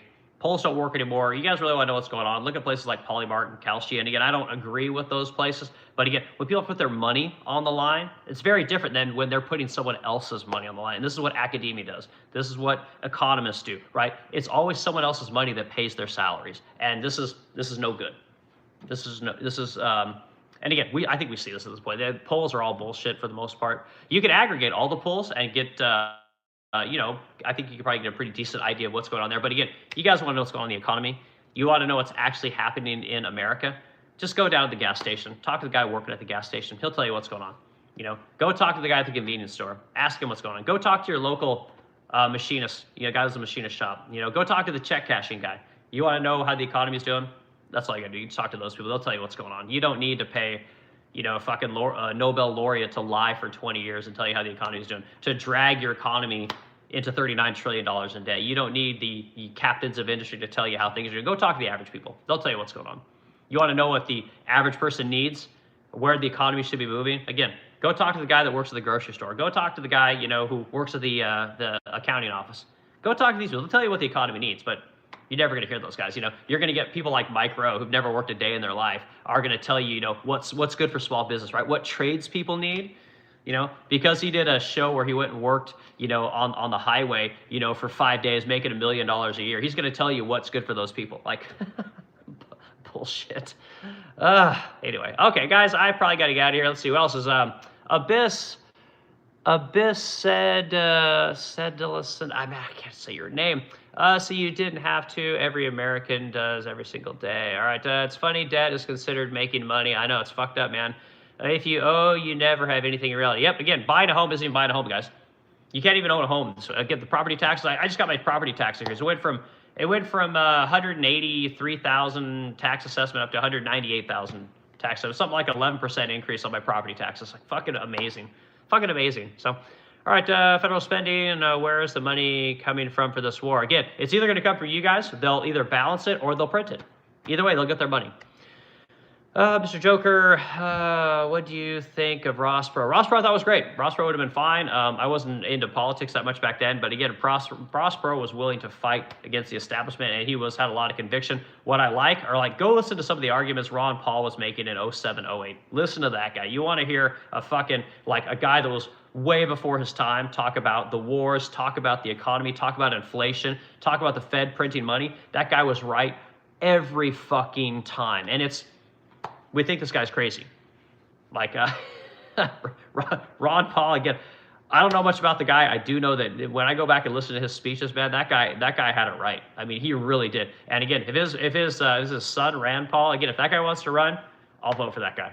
But again, he's got to run on the Republican ticket because libertarians, no one votes for him. So, notable Germany, Norway, Finland, Sweden, Denmark, Austria, Slovenia, and the Czech Republic, for example. Again, I'm not sure exactly what you're talking about. Most countries have free college too. Yeah, I'm sure they do.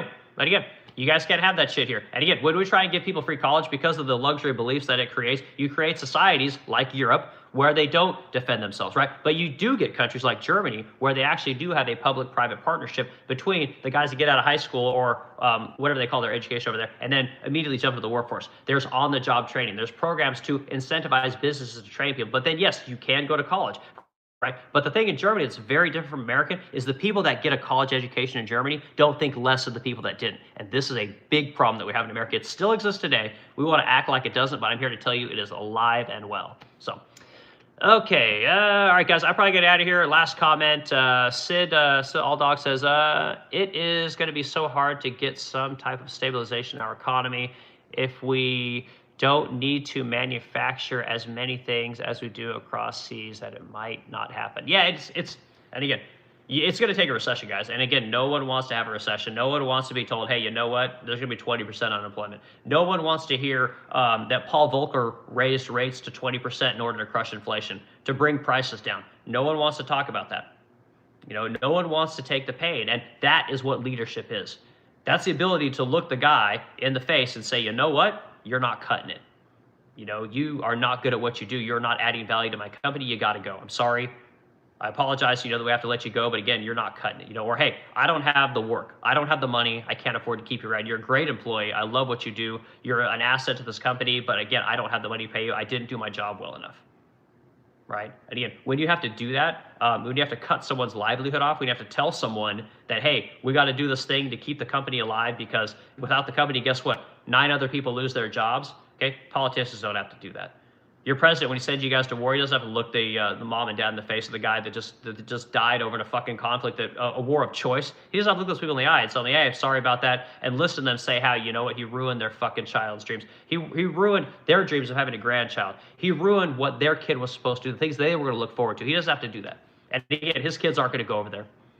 You know, this is wildly frustrating, you know, so until we get real leadership in this country and people who can actually look someone in the eye and say, you know what, I'm sorry, we can't do this, it's never going to see change, you know, because again, you can't win votes. You can't get into politics with austerity. It doesn't work. You can't tell people, hey, you know what, less Social Security, less Medicaid, less Medicare, less Section 8, less tax cuts, less carve-outs, less money to politicians. You can't get elected saying any of that stuff. And this is the system that we have today. And the only way it changes, guys, if you say less. Got to take less. You know, but it's not going to happen, you know. So anyway, I appreciate everyone hanging out today. See, not for you. I'll give you one more comment. We had the tradespeople and the plants, and it's gone. Yeah, we had it all. And again, we're going to pay to rebuild it in this country. You know, but again, we've got to deal with 2 generations of people at this point that have been told that no, education is the way to go. Go to education, get the job. You're going to be super smart. You're going to be captain of the industry. You're going to have the American dream. It's going to be great. Just trust me. They did the work and they got fuck all for it, and it's too bad. You know. So anyway, guys, you have a great day, and we'll see you guys later.